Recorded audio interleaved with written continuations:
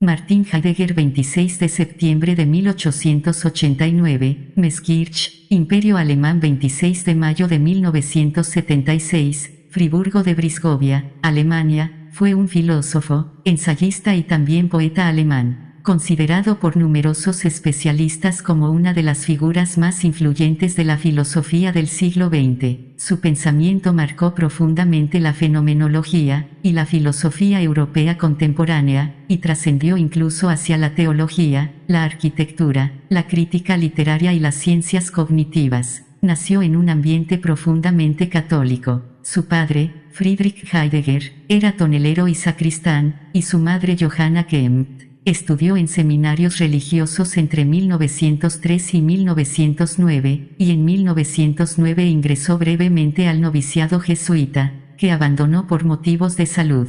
Poco después decidió abandonar definitivamente la vocación sacerdotal, al concluir que la filosofía era incompatible con el sacerdocio. Sin embargo, su formación religiosa católica primero y posteriormente también influida por el protestantismo marcaría permanentemente su pensamiento. Realizó sus estudios universitarios en la Universidad de Friburgo, donde obtuvo el doctorado en filosofía en 1914 y la habilitación en 1916 bajo la dirección de Heinrich Rickert, tras una tesis sobre Duns Scoto. Durante esos años entró en contacto con Edmund Husserl, de quien fue asistente personal desde 1916 y cuya fenomenología constituyó el punto de partida de su obra, aunque más tarde se distanciaría de ella. En 1917 se casó con Elfriede Petri, de fe protestante, con quien tuvo dos hijos, Georg 1919 y Hermann 1920. Durante la Primera Guerra Mundial sirvió en el ejército en un servicio meteorológico en Verdún.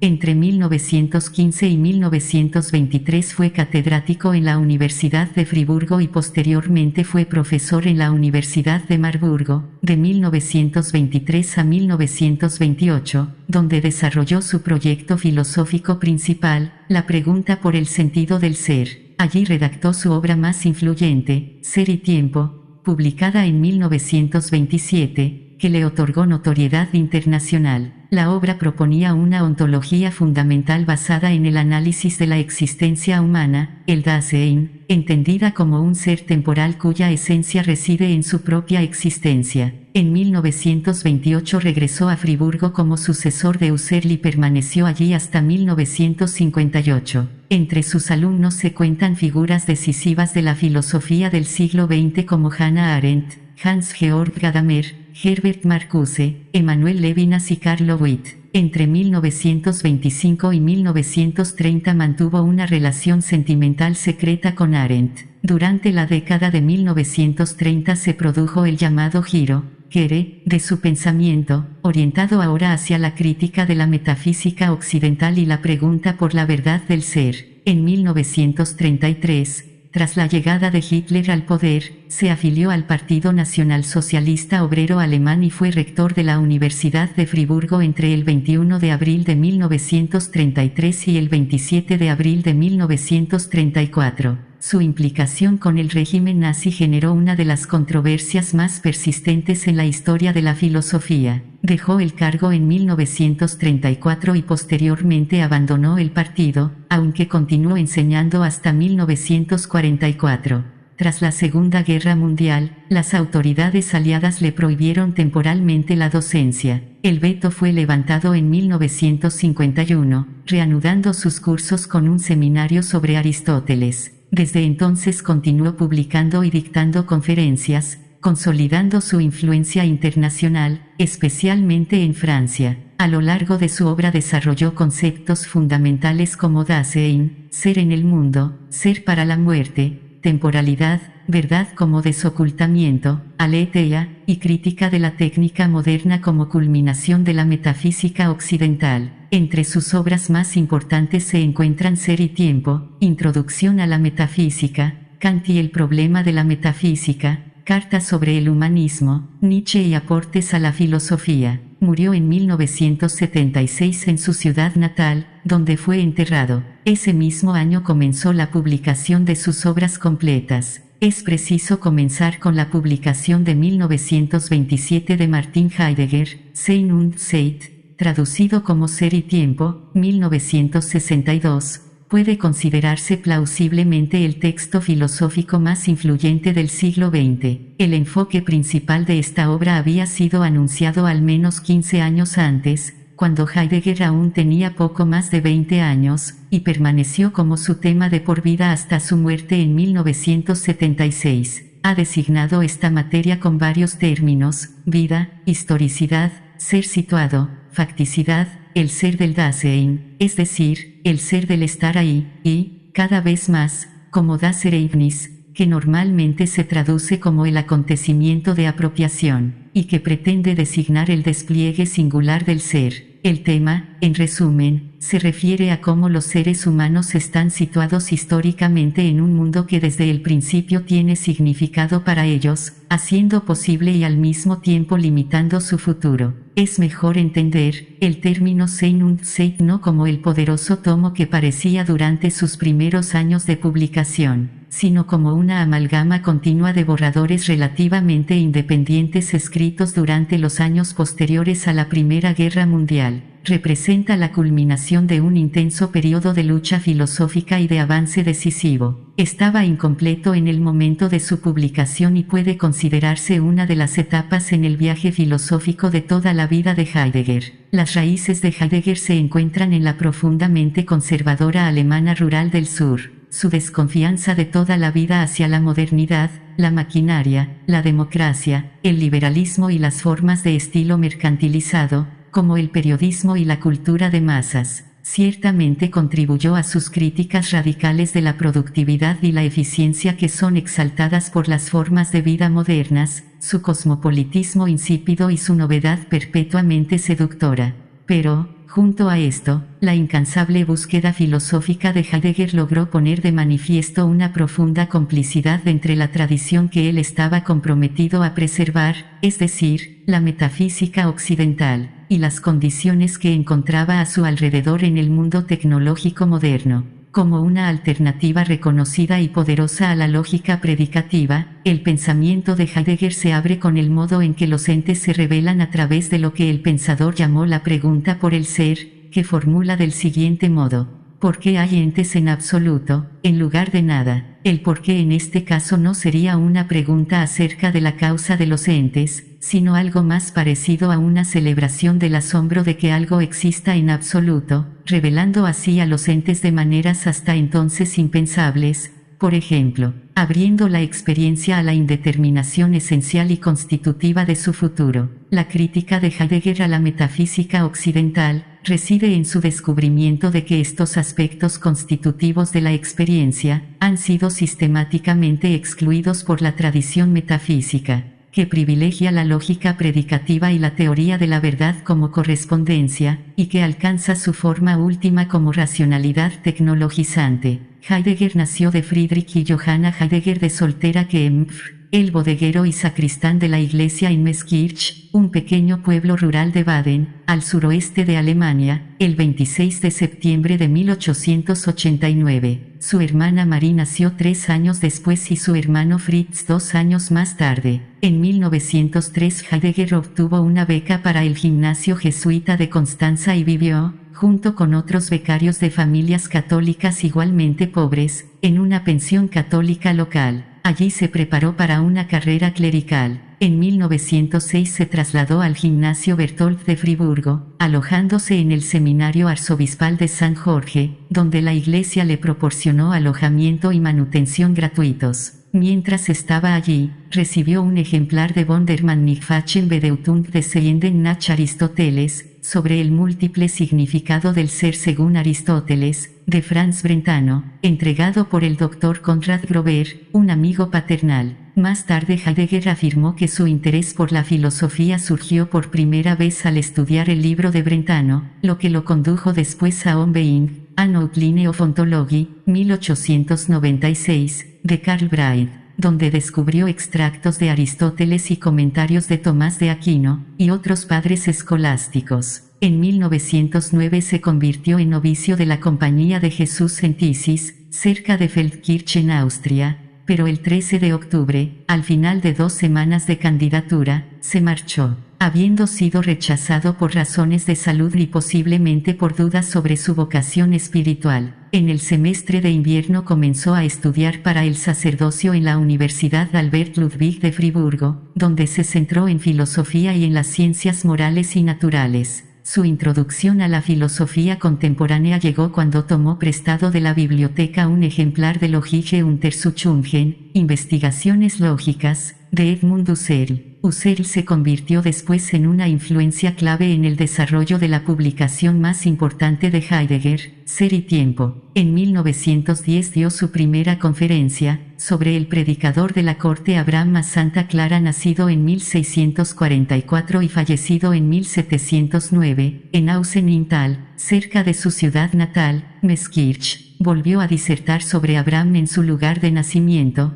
Kreinstetten, con motivo de la inauguración de un monumento en la ciudad natal del predicador. La conferencia es uno de los primeros trabajos de Heidegger hoy publicados en sus obras completas. Allí sus intereses filosóficos están expresados en un lenguaje que vincula al joven Heidegger con una tradición conservadora antimodernista, que en ese momento favorecía la firme seguridad de sí misma de las clases campesinas instruidas frente a la burguesía de moda de la vida urbana moderna. Abraham Santa Clara había sido adoptado como modelo por quienes mantenían una actitud cada vez más polémica frente a diversas tendencias liberales dentro de la Iglesia Católica. En ese tiempo comenzó a publicar artículos, reseñas y poemas en Der Akademiker, la revista de la Asociación Alemana de Graduados Católicos. En 1911 pasó el semestre de verano en casa debido al asma y a problemas cardíacos, y abandonó el seminario teológico por consejo de sus superiores. Cambió sus estudios a matemáticas y filosofía, concentrándose ahora en problemas de lógica dentro de la historia de la metafísica moderna. Continuó publicando reseñas y poemas. En 1912 publicó sus últimos artículos en Der Akademiker, y escribió 2 artículos para revistas de filosofía, que desde entonces han sido publicados en versiones revisadas en la Gesamtausgabe como parte de los Frühschriften. Das Realitätsproblem in der modernen Philosophie, el problema de la realidad en la filosofía moderna, y Neuere Forschungen über Logik, nuevas investigaciones sobre lógica. Heidegger se graduó el 26 de julio de 1913, tras su examen doctoral, y obtuvo un doctorado summa cum laude, sobre la base de su tesis Die Lehre vom Urteilspsychologismus, la doctrina del juicio en el psicologismo. Aquí es evidente la influencia de Husserl en la crítica de Heidegger, a los intentos de analizar la noción lógica de juicio, desde la perspectiva de la psicología humana. Su afirmación principal es que la lógica no puede reducirse a procesos psicológicos y está marcada por un énfasis creciente en los aspectos subjetivos de la experiencia cotidiana, así como en la historia y la metafísica. Esta es una indicación temprana del desarrollo de Heidegger hacia la noción clave de lo cotidiano y dio lugar,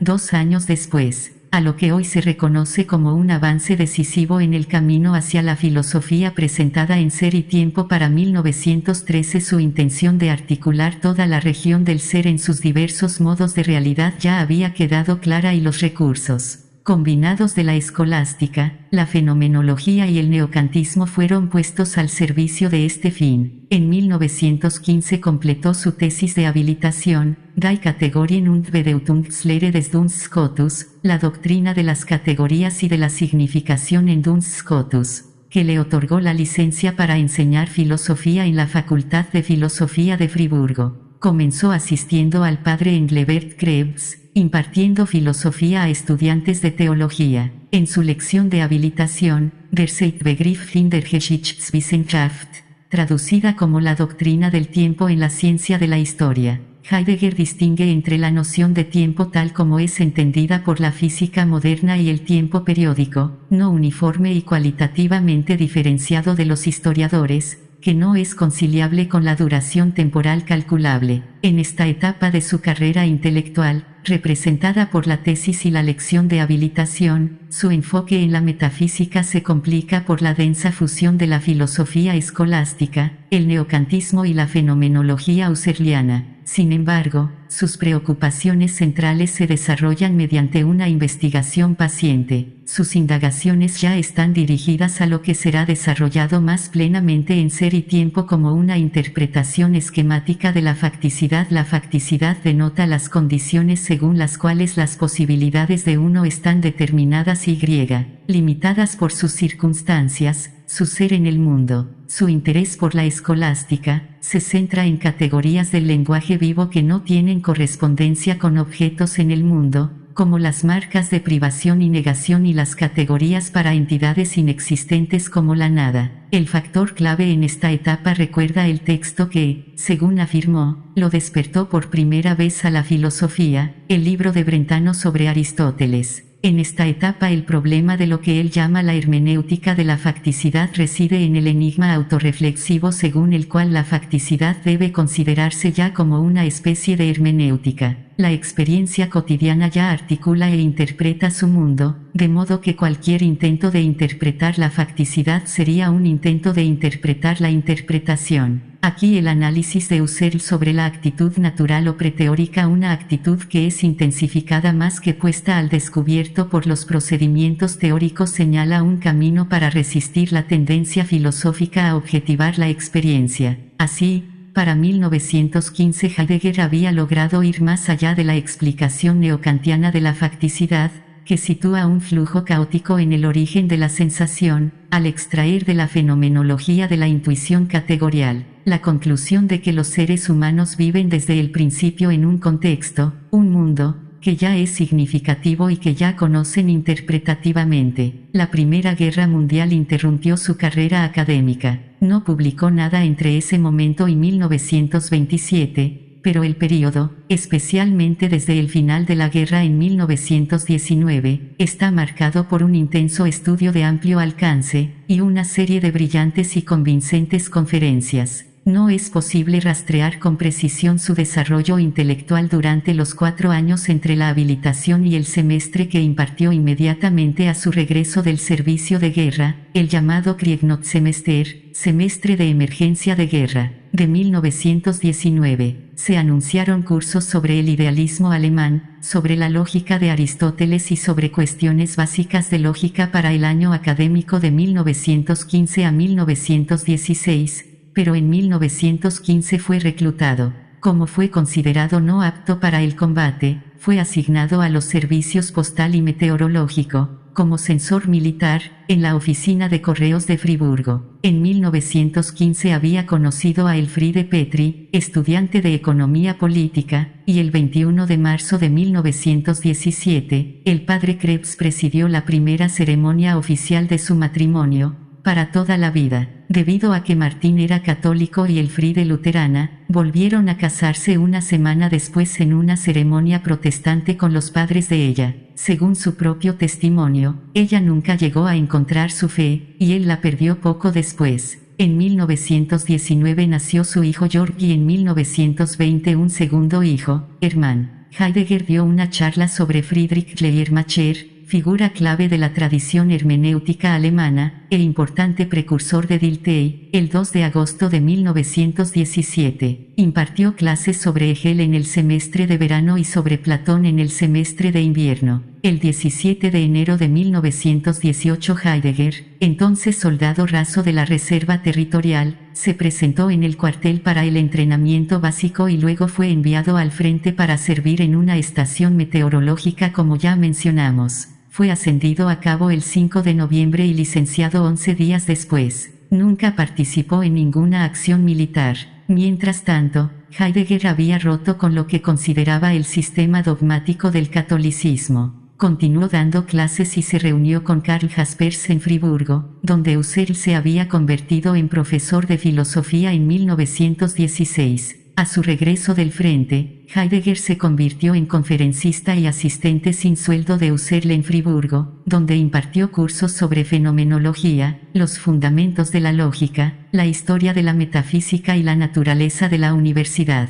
Su enseñanza durante este semestre de emergencia de guerra defendía un tipo de fenomenología que se separaría de toda ciencia teórica existente hasta entonces. La nueva ciencia no tiene un objeto como tal, porque su materia es el proceso mismo de la vida, dentro del cual uno ya está implicado de maneras significativas. Antes de Heidegger, este ámbito pertenecía al dominio tradicionalmente considerado en el lenguaje del neokantismo como trascendental, relativo al conocimiento de las condiciones a priori del conocer más que al dominio empírico de la experiencia humana y sus objetos. En sentido estricto, entonces, Heidegger propone una ciencia de los fundamentos no objetivables e indecibles de la experiencia. El ser humano ya no debe entenderse como derivado de alguna fuente extratemporal, sino a partir de las categorías de su propia facticidad como un ser finito, situado históricamente y fundado en su vida hacia la muerte. Su fama como docente se difundió rápidamente sobre la base de su exposición de ideas acerca de la naturaleza del mundo de la experiencia cotidiana y del ser humano. Sus estudios de la antropología filosófica de Scheler se añadieron a su notable adopción de la fenomenología de Husserl, la hermenéutica de Dilthey y los textos cristianos de San Pablo, San Agustín y Martín Lutero. El papel de los textos escolásticos también se vuelve más claro, mostrando cómo contribuyeron a su convincente alternativa a las versiones contemporáneas de ontología y epistemología aún arraigadas en las lecturas estándar del pensamiento griego. La hermenéutica de la facticidad de la vida antes de la teoría se fusiona así con la fenomenología de la experiencia religiosa para proporcionar una fenomenología radical del contexto cotidiano o mundo de la experiencia humana. En 1922 Elfriede, como regalo, mandó construir una pequeña cabaña de madera en Todtnauberg, donde Heidegger podía trabajar en soledad. Es posible fechar las primeras etapas del desarrollo del primer borrador de Sein und Zeit en este periodo. No publicó el libro hasta 1927, y entonces solo bajo considerable presión para que lo hiciera, pero durante ese tiempo continuó escribiendo y dando clases. Una carta de Husserl a Paul Natorp en la Universidad de Marburgo de 1922 describe al joven Heidegger como una personalidad altamente original, aunque no preparada aún para publicar. El propio Heidegger envió a Natorp un artículo concebido como introducción a un proyectado libro sobre Aristóteles, lo que le aseguró un puesto en Marburgo en 1923. El artículo, Phänomenologische Interpretationem zu Aristoteles, Einführung in die Phänomenologische Forschung, interpretaciones fenomenológicas con respecto a Aristóteles, indicación de la situación hermenéutica, revela algo del laborioso proceso de elaboración que Husserl describe, el vocabulario de la fenomenología, el intento de aplicar el pensamiento sistemático a los problemas de la filosofía y las consideraciones históricas de la filosofía se interconectan, en un análisis crítico de la condición humana. En esta etapa, el denso vocabulario técnico reflejado en el título sobrecarga el texto. Sin embargo, esta es la primera de las obras conservadas de Heidegger que introduce varios de los temas clave de ser y tiempo. Por primera vez se establece una distinción entre existencia auténtica e inauténtica.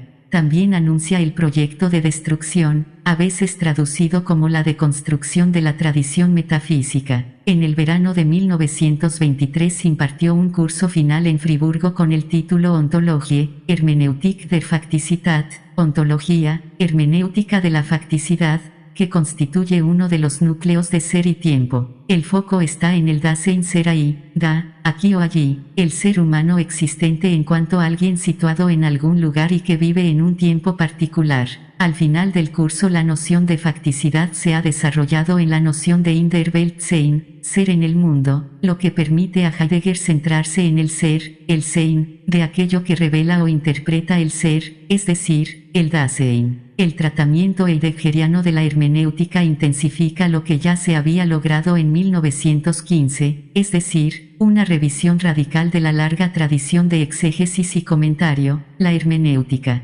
Volviendo a su vida, el tiempo de Heidegger en Friburgo llegó a su fin el 5 de julio, cuando con la ayuda de Natorp se trasladó a la Universidad de Marburgo para ocupar el puesto de profesor asociado. Allí conoció a la recién matriculada Hannah Arendt, de 18 años. En febrero de 1924 se convirtieron en amantes en una relación que duraría hasta 1933. Su amistad, que ella reanudó después de la Segunda Guerra Mundial, duraría toda la vida de Heidegger. En julio, la conferencia presentada ante una sociedad de teólogos de Marburgo, Der Begriff der Zeit, traducida como el concepto de tiempo, retoma el tema de su lección de habilitación y también ofrece una introducción a una de las distinciones centrales de ser y tiempo, entre la temporalidad en la experiencia humana cotidiana y el tiempo tal como es concebido por las ciencias físicas. Aunque sus reflexiones hacen referencia a los intentos de Dilthey por fundamentar la historicidad,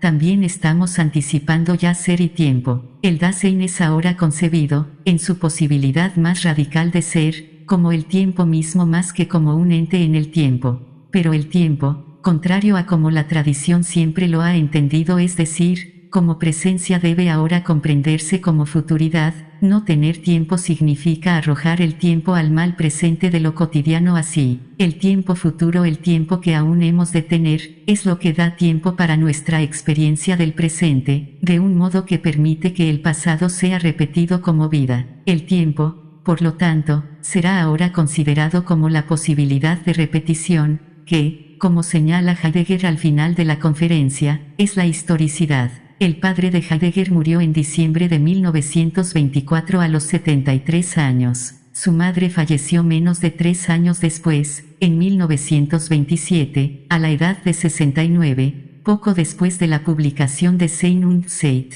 En 1925 los miembros de la Facultad de Marburgo propusieron a Heidegger como reemplazo de Nikolai Hartmann en la cátedra de filosofía, como profesor titular.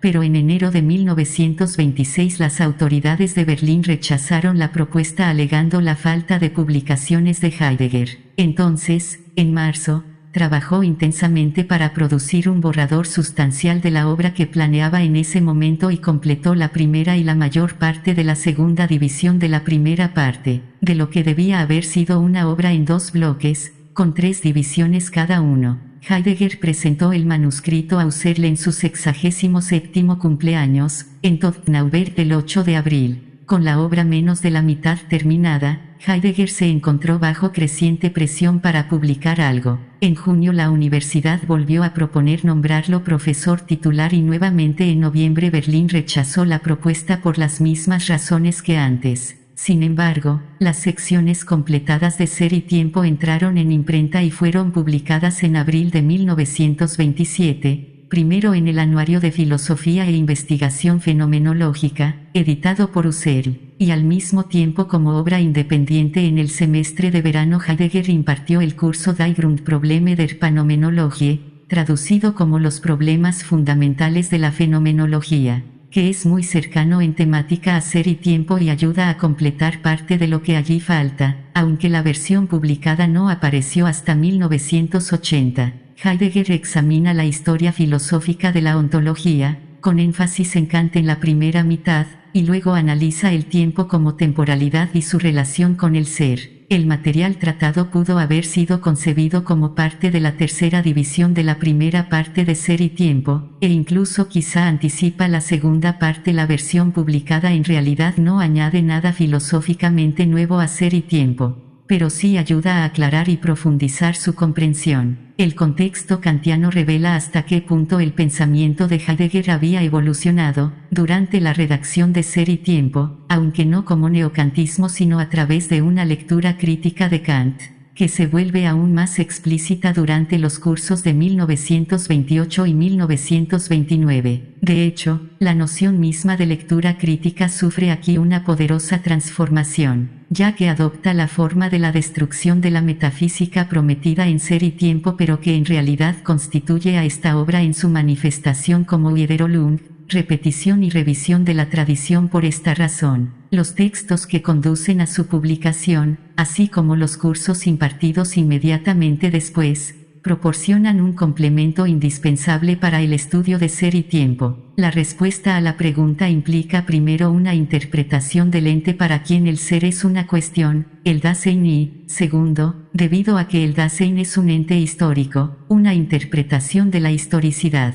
Heidegger explica que, al ramificarse el tratamiento de la pregunta por el ser en estas 2 tareas distintas, el tratado mismo debe tener 2 partes. La primera parte se ocupa de la interpretación del Dasein en términos de temporalidad y de la explicitación del tiempo como el horizonte trascendental de la pregunta por el ser. Debía tener 3 divisiones: 1. Un análisis preparatorio del Dasein. 2. El análisis del Dasein y la temporalidad, Zeitlichkeit. Y 3. Una exposición de la relación entre tiempo y ser. La tercera división nunca apareció. La parte 2 debía haber abordado los rasgos básicos de una destrucción fenomenológica, o de construcción, de la historia de la ontología, con la problemática de la temporalidad, temporalitat, como guía. También debía tener 3 divisiones: 1. La doctrina del esquematismo y del tiempo en Kant. 2. Los fundamentos ontológicos del cogito sum de Descartes y de la ontología medieval. Y 3. El ensayo de Aristóteles sobre el tiempo, proporcionando una vía para examinar los límites de la ontología antigua. Nada de la parte 2 de la obra maestra llegó a aparecer, pero el plan es suficientemente claro en su esquema. La destrucción trabajaría hacia atrás como un modo de desvelar la naturaleza repetitiva de la problemática de la temporalidad y la ontología, comenzando primero desde la ontología kantiana, luego retrocediendo a través de la repetición de la ontología medieval representada por Descartes, la cual a su vez se revelaría como una repetición de la ontología antigua y de los límites impuestos por la base fenomenal encontrada en Aristóteles. De hecho, los fundamentos de ser y tiempo pueden rastrearse hasta la crítica de Heidegger al concepto de tiempo en Aristóteles. Lo que Heidegger publicó corresponde al diseño de las 2 primeras divisiones. El libro comienza con un análisis del Dasein, como el ente para quien el ser es un asunto y una pregunta y, por lo tanto, como el ente sobre el cual la pregunta retorna.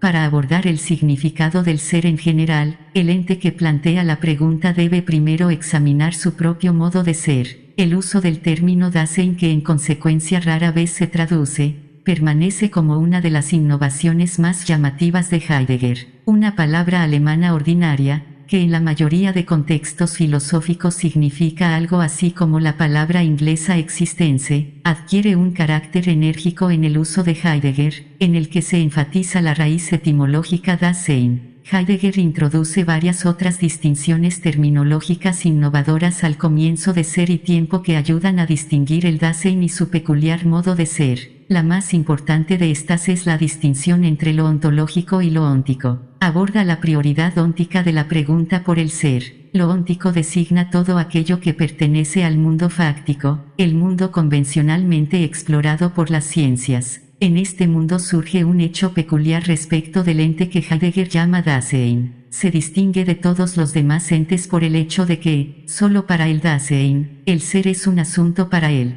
Ni las rocas ni los vegetales, ni siquiera otros animales, se ocupan de la cuestión del significado del ser. Así, hablando ónticamente, el Dasein se distingue por ser ontológico, lo que significa que tiene una relación con el ser. Sin embargo, el hecho de que el Dasein sea ontológico no significa que haya desarrollado una ontología. Heidegger reserva este término para la investigación teórica del ser. El Dasein, entonces, se distingue ónticamente de otros entes en la medida en que tiene una comprensión del ser, pero en su mayor parte permanece preontológico porque todavía no ha elaborado su ontología. Heidegger añade a esta distinción entre lo ontológico y lo óntico una distinción adicional que, en el contexto de los años previos a la publicación de Ser y Tiempo, resulta bastante sorprendente. Existencia es el término que Heidegger usa para designar el tipo de ser hacia el cual el Dasein se comporta, proyectándose tanto hacia posibilidades futuras como hacia el pasado.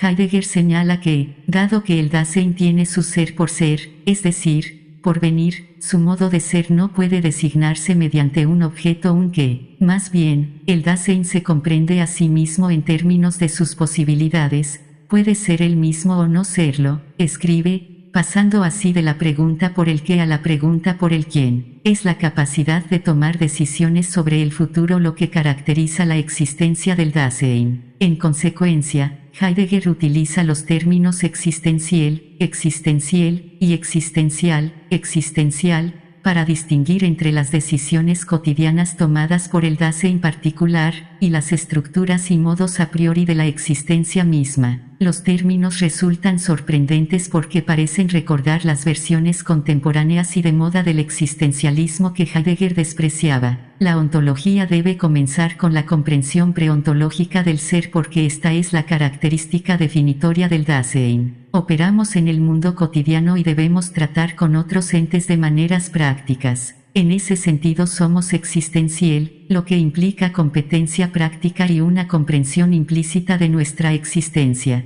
Sobre la base de esta comprensión implícita debería ser posible desarrollar una teoría explícita del ser, una ontología. De este modo, sostiene Heidegger, la pregunta por el ser apunta a las condiciones a priori de posibilidad, no solo de las ciencias objetivas sino también de las ontologías filosóficas que se encuentran en la base de todas las ciencias. Habiendo definido el Dasein en términos de existencia, Heidegger desarrolla sus implicaciones, que efectivamente trastornan varias doctrinas metafísicas. El Dasein no puede considerarse como un particular, perteneciente al género hombre por ejemplo, más bien como entidad considerada como su propia posibilidad. El Dasein es en cada caso su propio ser, su posibilidad o existencia así siempre desborda o sobrepasa su actualidad. Esta posibilidad o mismidad implica dos condiciones alternativas, Eigentlichkeit o Uneigenlichkeit. Esta última condición que suele traducirse como inautenticidad, aunque no sin controversia, debe considerarse como la condición normal del Dasein la mayor parte del tiempo. Implica que en esta modalidad el Dasein no es propiamente su propio ser. Ser auténtico es ser uno mismo en lugar de pertenecer a otro un grupo social, familia, amigo, institución o lo que sea. El término de Heidegger para estos otros, das Man, puede traducirse como el uno o el se, e implica una condición según la cual el Dasein existe sin tomar sus propias decisiones, conformándose en cambio a hábitos, costumbres y prácticas que determinan condiciones culturales relativas. La condición auténtica, por el contrario, implica resolución al asumir la capacidad de tomar las propias decisiones. Los modos auténtico e inauténtico de ser que se fundamentan en la existencia del Dasein, corresponden a los existenciales que caracterizan la cotidianidad del Dasein. Por existenciales, Heidegger entiende las condiciones a priori de posibilidad del ser en el mundo, debido a que el mundo, en este sentido, es mundo solo para el Dasein, no hay mundo independiente del Dasein, aunque ciertamente sí hay entes que lo son, entonces los otros tipos de entidad que lo pueblan, deben considerarse en función de cómo el Dasein se relaciona con ellos. El mundo del Dasein está poblado no solo por otros sino también por herramientas y equipos, que no son simplemente vorhanden, presentes a la mano, inertes y sin significado práctico, sino que son soanden, a la mano, disponibles para el trabajo o el ocio, y sin necesidad de deliberar excesivamente sobre ellos. El Dasein también puede caracterizarse en términos de los estados de ánimo en los que se encuentra, su arrojamiento. La Befindlichkeit, el estado en el que me encuentro, puede comprenderse como una especie de afinación o sintonía. Los ejemplos de Heidegger, la angustia y el aburrimiento, ilustran lo que se entiende por estados de ánimo, son modos de ser que, si uno es receptivo a ellos, desvelan el mundo en su dimensión ontológica. Ni la angustia, ansiedad ante nada en particular, ni el aburrimiento pueden decirse que tengan un objeto específico o una causa externa, más bien son estados de ánimo, capaces de revelar el mundo en su cotidianidad ordinaria y pueden conducir a una comprensión de él. El Dasein se ocupa constantemente de entes cuyos significados son comprendidos implícitamente en la forma en que el Dasein los utiliza y en la manera en que se relacionan entre sí. Esta ocupación cotidiana, que Heidegger caracteriza según el modo en que el artesano trabaja en su espacio de trabajo, también puede convertirse en tema de reflexión filosófica, de modo que el modo de ser de los entes en el mundo se muestra como algo propio del modo de ser del Dasein, revelando el carácter a priori del mundo del Dasein como un para qué, fundamentado en la propia existencialidad del Dasein, la posibilidad misma. Del mismo modo, la comprensión que el Dasein tiene del mundo se revela como una interpretación activa, que proyecta una condición a priori, la propia posibilidad del Dasein, sobre los entes que pueblan su mundo, el significado de las herramientas o del equipamiento que el Dasein utiliza habitualmente, resulta ser una proyección del modo de existencia del Dasein. El Dasein comprende su entorno en términos de las posibilidades ofrecidas y por ello está siempre activo, siempre interviniendo de algún modo. Esta comprensión está fundamentada en tipos de interpretación que implican una estructura previa a priori, un Borabe, un Vorsicht y un Vorgriff, un tener de antemano, un ver de antemano y un concebir de antemano. Heidegger señala que nunca nos encontramos con un útil disponible para el uso de un modo que exija determinar su significado antes de emplearlo. No nos encontramos primero con una puerta, por ejemplo, como un trozo inerte de madera, y luego derivamos su uso mediante la contemplación. La encontramos, ante todo, ya como puerta. La actitud científica, tipificada por Descartes y su mundo es extensa, debió haberse derivado y abstraído de otra más primordial, en la cual el como que constituye la mera comprensión de una mesa como mesa, o una puerta como puerta, está dado de antemano. Así, siempre que algo es interpretado como algo que es el estado normal, la interpretación debe considerarse como ya previamente dada. Estas consideraciones sobre el estado de ánimo, la comprensión y la interpretación subrayan el papel activo del estar en, el aspecto verbal del estar en el mundo.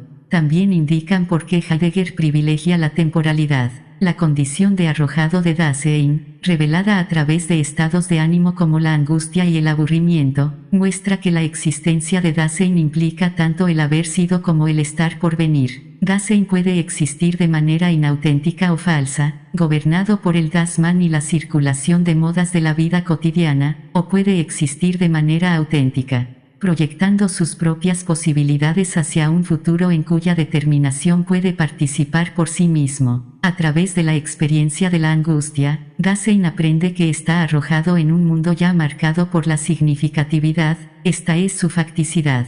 También aprende que el carácter de este estar arrojado es la posibilidad y, por lo tanto, que su existencia es suya propia. Finalmente, aprende que ha caído entre otros entes, cuyo ser no es el suyo. La estructura fundamental unificadora que sostiene estas dimensiones relacionadas es la Sorge, habitualmente traducida como cuidado. El cuidado debe usar el tiempo y debe contar con el tiempo. Sin embargo, el tiempo que experimenta Dasein es el aspecto fenoménico de la temporalidad, la experiencia próxima del presente. Y esto, sostiene Heidegger, no solo es lo que surge como la comprensión cotidiana del tiempo, sino también lo que ha evolucionado hacia la comprensión ontológica tradicional del tiempo, según la cual el ser se determina como presencia, habiendo derivado el significado ontológico del cuidado, según el cual la temporalidad implica tanto adelantarse como retroceder hacia atrás. Heidegger pasa a la división segunda. La división 2 comienza reconociendo que el análisis fundamental preparatorio de la división 1 solo ha tratado el estar en el mundo de manera parcial. La estructura del cuidado ha revelado una profundidad y complejidad que exige un enfoque diferente. Si el estar en el mundo implica retroceder hacia el pasado y adelantarse hacia el futuro, entonces la división 1 solo ha logrado poner en vista los acontecimientos cotidianos entre el nacimiento y la muerte. Los papeles estructurales del final y del comienzo permanecen oscuros. Además, el carácter de la propiedad o ser mío,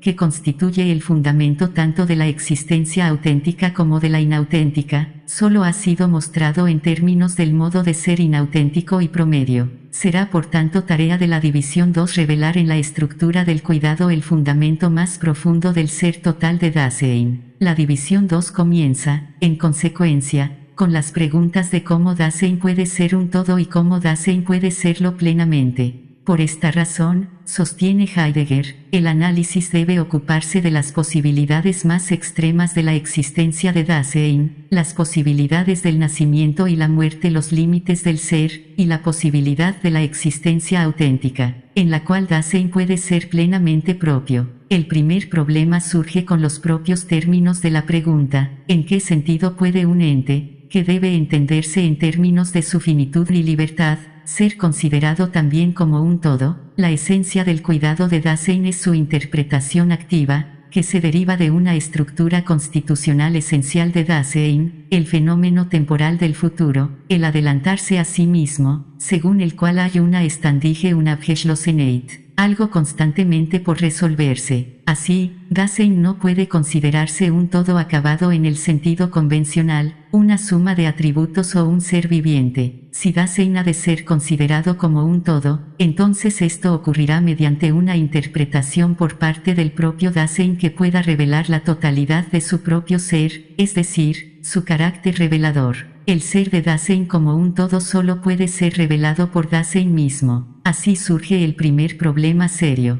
Los dos extremos de la vida, nacimiento y muerte, permanecen fuera de la estructura temporal de la condición de arrojado de Dasein. Dasein nunca puede retroceder más allá de su facticidad arrojada hasta el momento del nacimiento ni adelantarse tanto como para experimentar su muerte antes de dejar de ser. Este problema descarta el método operativo en la división 1, donde los aspectos ónticos y existenciales de la existencia servían como punto de partida esencial, para aproximarse al problema ontológico y existencial. Aquí, señala Heidegger, el problema de no poder eliminar el adelantarse a sí mismo como aspecto estructural esencial del cuidado solo debe considerarse insuperable desde una perspectiva que concibe a Dasein como algo simplemente presente a la mano, esperando a que se le añada algo aún no presente. Más bien, si va a ser posible hacer accesible a Dasein en su totalidad, debe ser revelado y revelarse a sí mismo de un modo existencial y ontológico.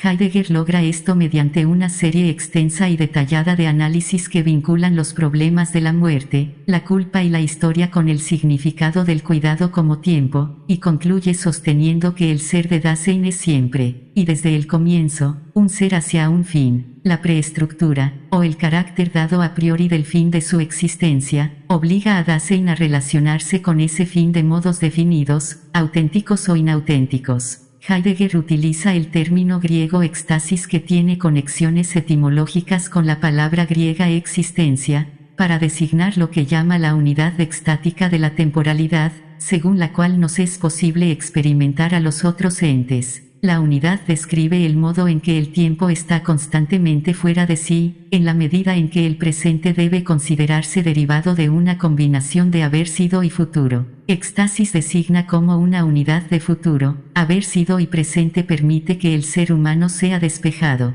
Proporciona un presente espacial y temporal al que solo se llega auténticamente a través de este estado de éxtasis. La vida moderna incrementa la exigencia sobre funciones existenciales como éxtasis, provocando una escalada en la repetitividad de intensidad de los actos o ejecuciones de la presencialización, que permite que los entes se presenten en tiempos y espacios determinados. La transmisión radiofónica de Heidegger de 1934, en la que defendía su decisión de no regresar a Berlín para ocupar el prestigioso cargo que se le ofrecía, nos da una idea de cómo se sentía al respecto. El mundo de la ciudad, dijo, corre el riesgo de caer en un error destructivo, e identifica una intromisión muy ruidosa, muy activa y muy de moda. Esto hace eco de sus observaciones de 1924 en la lección Begriff der Zeit, según las cuales solo podemos tener tiempo manteniéndonos junto a nuestro pasado y proyectándonos hacia adelante, es decir, historicidad.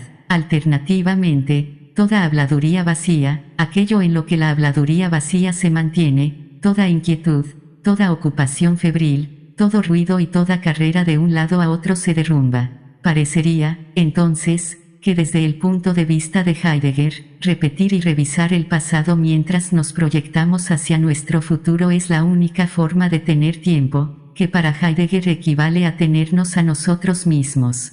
Poco después de la publicación de Sein und Zeit, la fama de Heidegger como filósofo se difundió rápidamente a nivel internacional y, en consecuencia, fue promovido a profesor titular en Marburgo el 19 de octubre. En 1928 se le ofreció la cátedra de filosofía en Friburgo, que había quedado vacante por su fundador, el jubilado Husserl. El nuevo puesto representaba el mayor honor posible en el campo de la filosofía fenomenológica y Heidegger aceptó naturalmente la invitación y asumió el cargo a tiempo para el semestre de invierno. En 1929 publicó Kant und das Problem der Metaphysik, traducido como Kant y el problema de la metafísica, el llamado Kant-Buch, que expone explícitamente las condiciones según las cuales la dimensión futura del tiempo hace posible el tipo de interpretación, capaz de hacer avanzar las cosas. En Ser y Tiempo, Heidegger había sostenido que la historicidad de la existencia humana, o Dasein, implica un legado que heredamos. La historicidad no es lo mismo que la historia. La historicidad es la condición de ser histórico, y como enseña Ser y Tiempo, el objetivo de localizar y comprender las condiciones no puede lograrse necesariamente simplemente estudiando los fenómenos, es decir, los acontecimientos históricos que ellas hacen posibles. En otras palabras,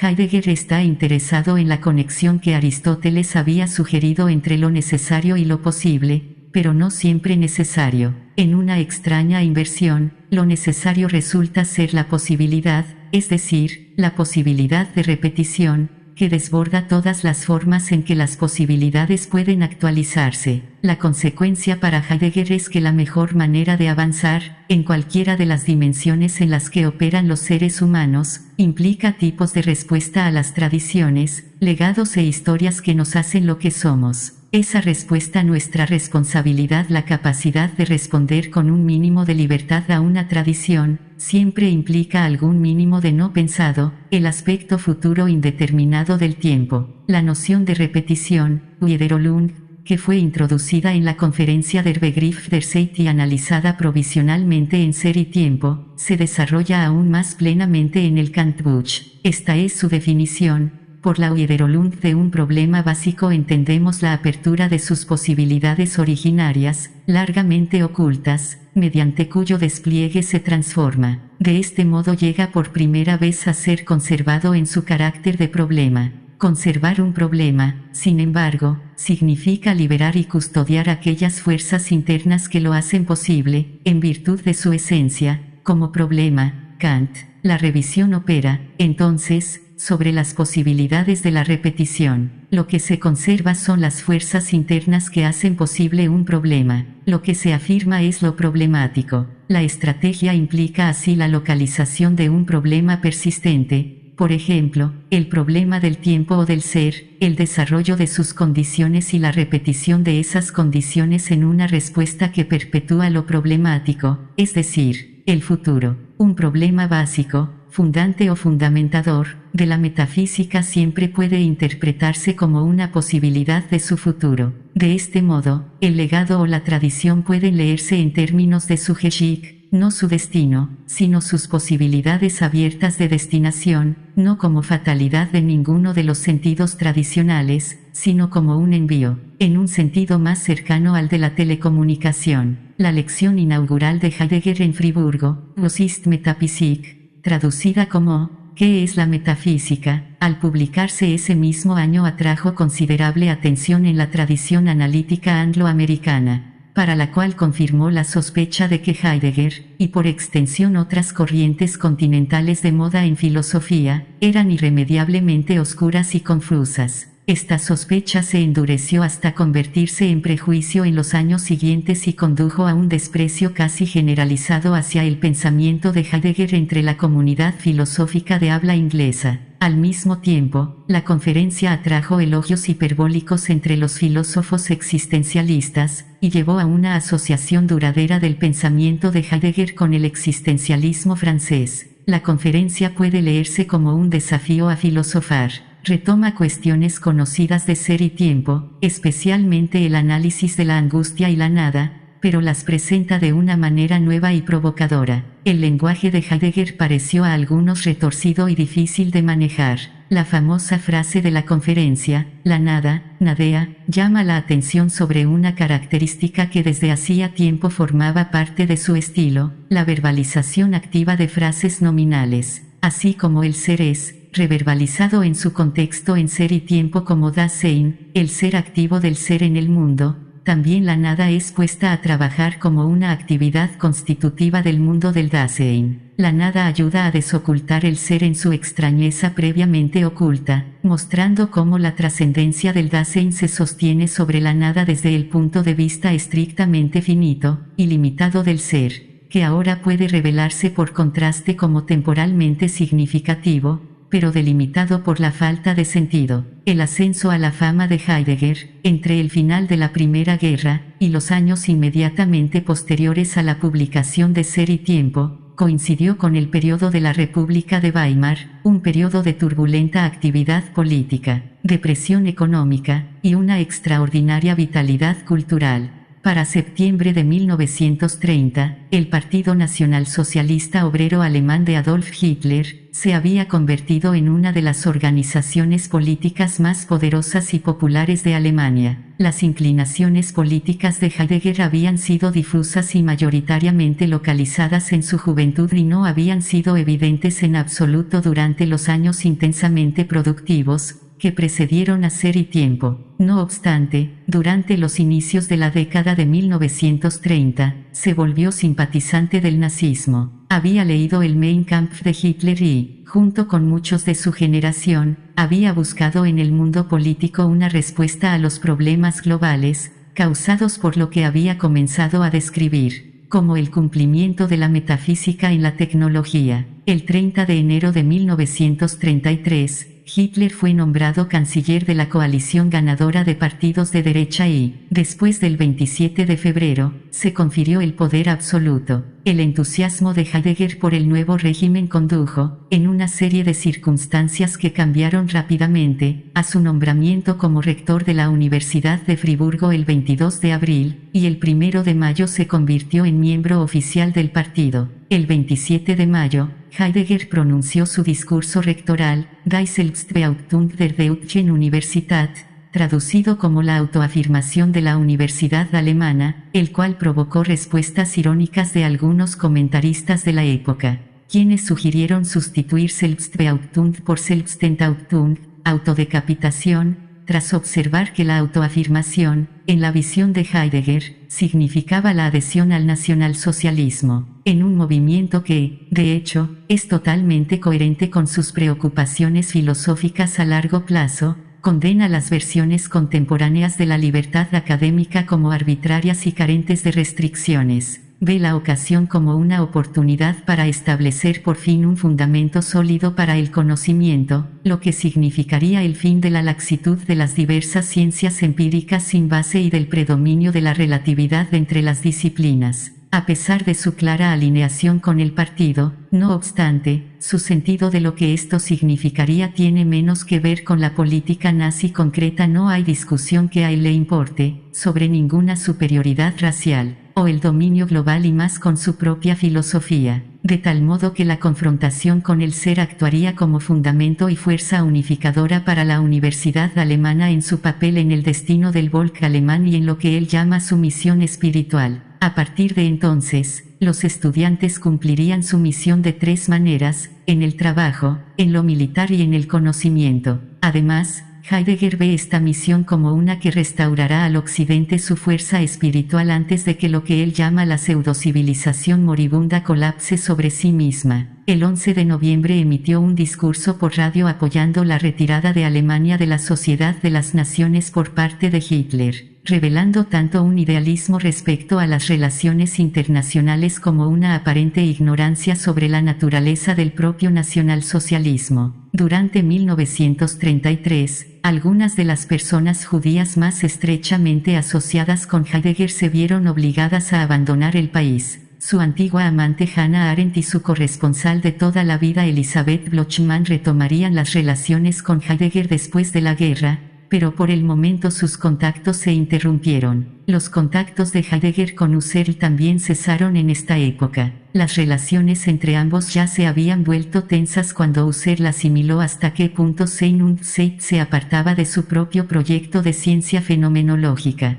Pero su ruptura durante este tiempo contribuyó al rumor infundado de que Heidegger había prohibido a su amigo y antiguo maestro la entrada a la universidad. Si bien Heidegger hizo poco o nada para desalentar la disociación oficial de colegas y estudiantes judíos de la universidad durante su mandato como rector, sigue habiendo escasas pruebas de cualquier antisemitismo manifiesto. Las relaciones de Heidegger con el partido no fueron ni cómodas ni de apoyo mutuo, a pesar de su entusiasmo expresado de manera constante por las oportunidades que el régimen parecía ofrecerle para sus ideales. Los conflictos con los funcionarios del partido, así como con los estudiantes y el profesorado, lo llevaron a dimitir como rector el 21 de abril de 1934, tras lo cual no volvió a participar en asuntos políticos, aunque continuaría involucrándose con temas contemporáneos en un nivel político cada vez más desarrollado. En junio, Hitler hizo asesinar a varios de sus rivales, incluyendo a las tropas de asalto de Ernst Röhm y a varios miembros del partido,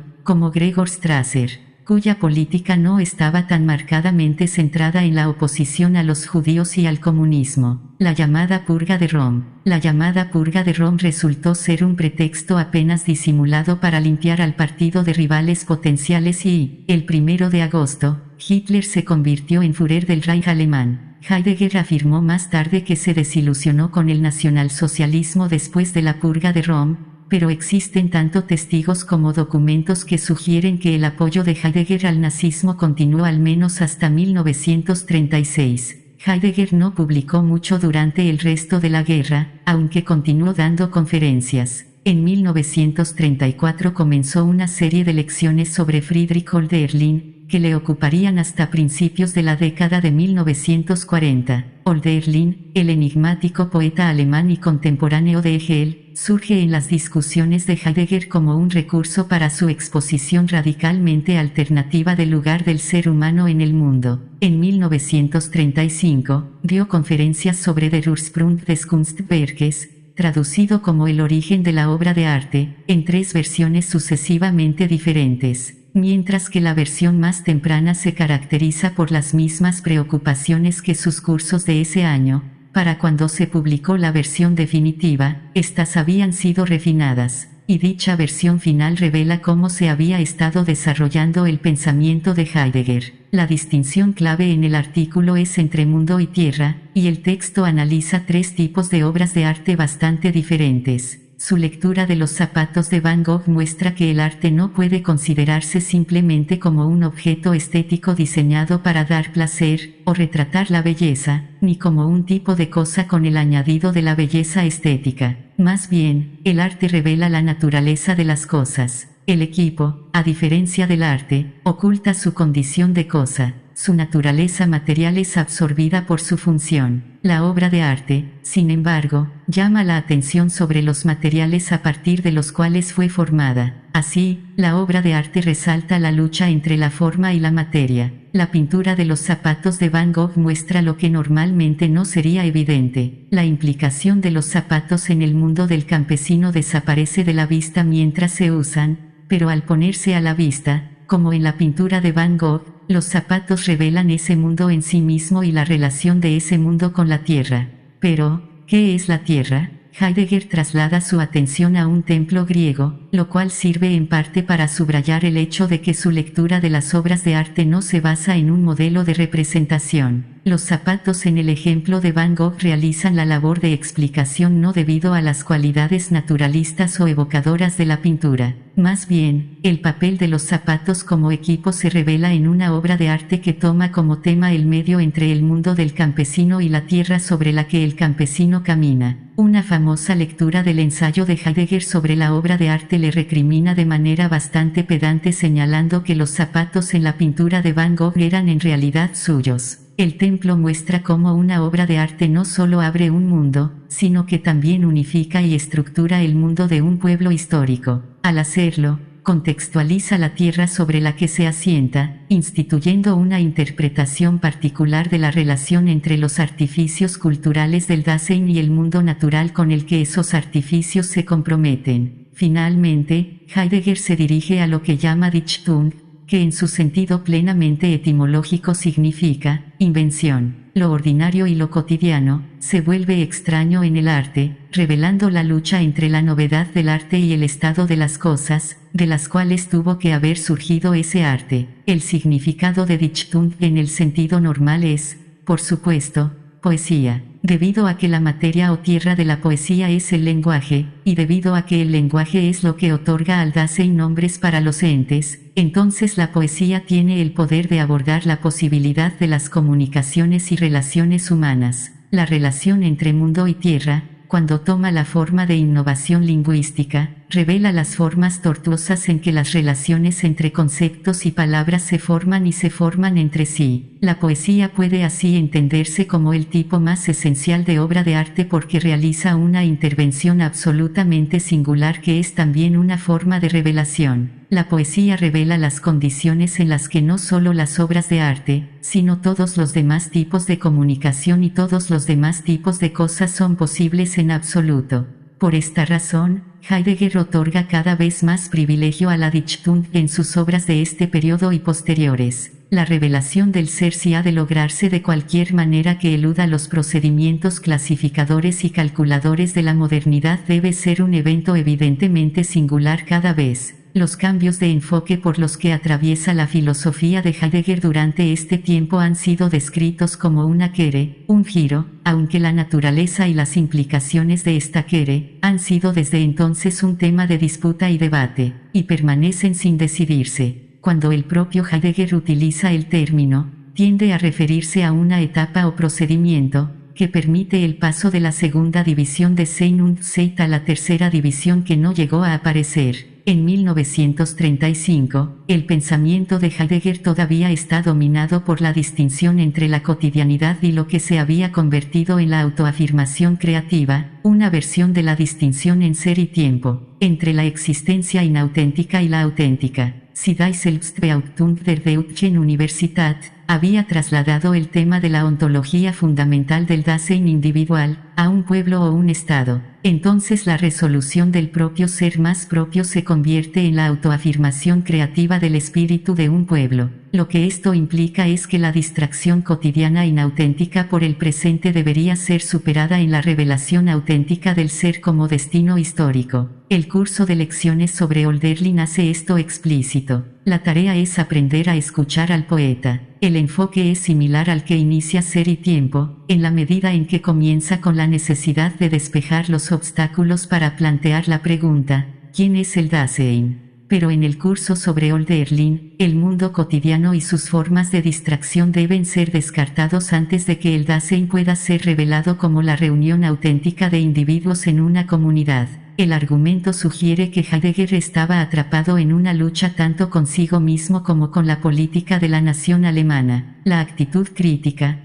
posiblemente moral, hacia lo cotidiano que no es evidente en Ser y Tiempo se relaciona explícitamente con la vida cotidiana del régimen nazi en medio del cual se encontraba Heidegger, la subordinación política del pensamiento, el arte, la historia y la escritura a la urgencia de los intereses políticos cotidianos, las ajetreadas actividades culturales, el biologismo explícito del dogma racista, y la ubicuidad de los procedimientos y jerarquías burocráticas. Heidegger buscó así trascender este nazismo cotidiano en una versión auténtica que revelara la historicidad más íntima de un pueblo. Una historicidad auténtica sería el dominio de solo unos pocos individuos creativos, específicamente, poetas, pensadores y fundadores de estados. El poeta instituye la verdad del Dasein de un pueblo. El pensador explica la revelación del ser realizada por el poeta. El creador de estados puede dirigir el estado de tal manera que lo ajuste a la esencia revelada y explicada por el poeta y el pensador respectivamente. Einführung in die Metaphysik,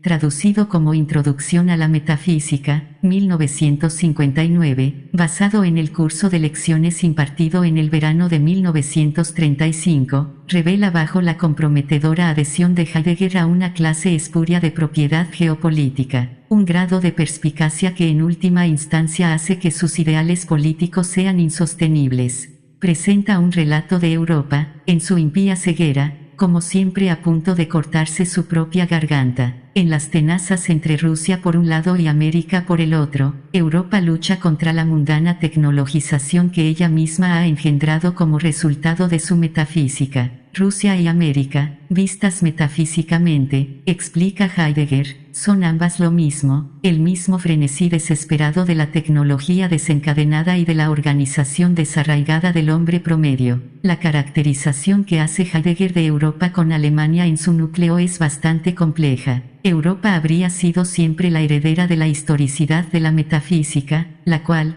como enseña Heidegger, se completa en la tecnología. La impía ceguera de Europa sería, por lo tanto, la incapacidad del sujeto moderno para ver su propia esencia, el oscurecimiento del mundo descrito así por Einführung in Metaphysik, implica un cumplimiento de la metafísica de Europa en la Rusia de Stalin, y en la América capitalista, que ahora regresan como los extremos de las tenazas rodeando su propia fuente. Así, Europa sería a la vez la bisagra y los extremos de las tenazas. Lo que más preocupa a Heidegger aquí es la instrumentalización del espíritu. La distinción geográfica tripartita representa tres tipos de reducción del espíritu, al mero instrumento de la inteligencia, la disposición de las relaciones materiales, en el stalinismo, el ordenamiento y explicación de lo presente a la mano, del positivismo, y la gestión de los recursos vitales y la raza, el nacionalsocialismo cotidiano. Así, el espíritu se relaciona con la dimensión en la que los dioses podrían volver a ser pensables, es decir, con lo sagrado, el reino de lo sagrado, das Heiligen, y su cognado Eilen o curación que resuena a la vez con nociones de salvación, bienestar e integridad, señalan tanto la herencia teológica de Heidegger como su absorción de la ética en su ontología fundamental. El cuestionamiento encarna un modo de pensar a través del cual, como explica Heidegger en otros lugares, la verdad del ser se convierte en una angustia. Las preguntas para qué, hacia dónde y qué entonces representan el eco de la pregunta de Heidegger por el ser, provocada por circunstancias que a mediados de la década de 1930, se habían vuelto comunes como el urbanismo global sistemático de la modernidad, encabezado por las comunicaciones de masas y la rápida expansión de los poderes militares. En 1936, Heidegger fue a Roma para dar conferencias sobre Hölderlin. Allí se encontró con su antiguo alumno, Karl Witt, quien desde entonces ha insistido en que la adhesión de Heidegger al nazismo todavía era evidente en ese momento. En ese año, Heidegger también comenzó su serie de lecciones sobre Nietzsche, que se prolongaron hasta 1942 y que finalmente se publicaron en 1961 en 2 volúmenes. El primer volumen, que cubre los años 1936-39, interpreta a Nietzsche de manera aprobatoria como un presagio de la analítica del Dasein de Heidegger y es coherente con otros escritos de Heidegger de mediados de la década de 1930. Pero el segundo volumen se aparta tanto en estilo como en contenido del primero, ya que está marcado por una polémica dirigida contra Nietzsche que lo caracteriza como el cumplimiento de la tradición. Las lecciones finales sobre Nietzsche presentan un relato de la metafísica occidental que finalmente parece estar realizando la labor de destrucción anunciada en Sein und Zeit. El argumento es anticipado por la obra de la extensión de un libro que Heidegger escribió entre 1936 y 1938, probablemente para su uso privado, y que no publicó en vida, Beitrage zur Philosophie, vom Ereignis, traducido como Aportes a la Filosofía, del Acontecimiento, 1999. Contiene un relato horrorizado del abandono del ser en la modernidad y sugiere hasta qué punto el pensamiento de Heidegger estaba experimentando algunas alteraciones en su énfasis. El ser no es nada que sea. Por lo tanto, el ser se retira al conceder a los entes su presencia. Todo lo que existe lo hace porque nosotros, como Dasein, estamos en una relación con el ser. Pero el ser, será descubierto en su forma más esencial, una y otra vez y en esta repetición como nada. No hay nada en el ser. La afirmación se pone en práctica en la enunciación de frases cada vez más vacías y se logra a través de este modo recitativo, que surge de los diversos temples de ánimo, asombro profundo, maravilla, aburrimiento, etc. que revelan a los entes en relación con su ser. El proyecto filosófico de toda la vida de Heidegger se manifiesta aquí como el deseo de vaciar todos los enunciados ónticos de su contenido para abrir la relación entre los entes que aparecen y su surgimiento secreto y, por tanto, no tematizable. Este surgimiento se explica mediante la frase, el ser se despliega esencialmente como apropiación, Ereignis. El subtítulo, vom Ereignis, ofrece una alternativa deliberada y, según Heidegger, adecuada a la convencional banalidad académica del título principal. Leibniz es difícil de traducir al castellano. Los traductores de los Beitrage acuñan nuevos términos en un intento de transmitir cómo funciona en el alemán de Heidegger, acentuando tanto el aspecto verbal activo como el sentido de apropiación que sugiere etimológicamente. En otros lugares se han utilizado la frase evento de apropiación y la catacresis suceso de lo propio, esta última con cierta ironía. La palabra, en su sentido convencional, podría haberse transpuesto fielmente como suceso o acontecimiento. Heidegger afirma que su uso del término no puede traducirse en absoluto, es para él un término clave, como el logos griego o el tao chino. Ya no significa un suceso o una ocurrencia en el sentido ordinario, pero conserva el sentido de que lo que sucede lo hace de manera única y singular. Esta resistencia a la traducción permanece, por tanto, fiel al sentido del término mismo. Supuestamente, resiste mucho más que una simple traducción. El despliegue singular y único del ser como Leibniz difícilmente podría caer bajo un concepto. Además, difícilmente podría llegar a la experiencia si todas las formas de representación, predicación, clasificación, cálculo y conceptualización que caracterizan a la modernidad desde Platón hasta Nietzsche en una intensificación del olvido del despliegue del ser dominan ahora, como afirma Heidegger que lo hacen. La dificultad no es simplemente una cuestión de olvido, es una condición estructural, según la cual el evento singular siempre e inmediatamente cae fuera de la vista, se retrae en aquello que otorga. El hecho de que este retraimiento solo pueda experimentarse como una carencia es lo que lleva a Heidegger a caracterizar la tecnología como la organización perpetua de esta carencia, donde la tecnología disfraza el vacío del ser bajo una funcionalidad insistente. En su Überwindung der Metaphysik, publicado en 1954 pero basado en notas tomadas durante las lecciones sobre Nietzsche de 1936-40 y traducido como Superación de la Metafísica, 1959, sugiere que el instinto animal, o subhumano, se ha vuelto indistinguible de la racionalidad calculadora.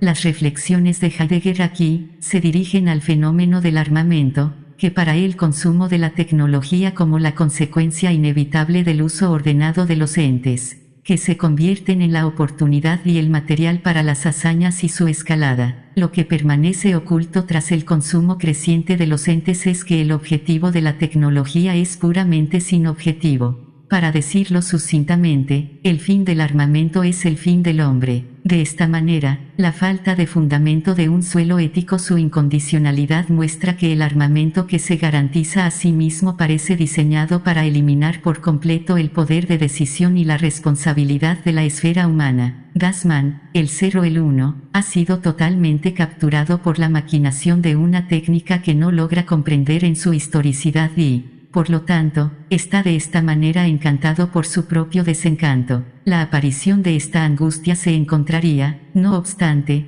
todavía como la historicidad o surgimiento de la tecnología misma. Surge una verdad profunda y perturbadora más allá de la verdad, que inevitablemente impone una poderosa deconstrucción a la adhesión de Heidegger al espíritu del Volk alemán, todavía inherente a sus argumentos de mediados y finales de los años 30. La filosofía de Heidegger comienza a enfatizar cada vez más el enigmático retiro de aquello que otorga presencia, en lugar de mantener la división estricta entre lo auténtico y lo inauténtico en términos del voluntarismo que marca las lecciones sobre Hölderlin e Introducción a la Metafísica, según el cual el Dasein revela su propia verdad.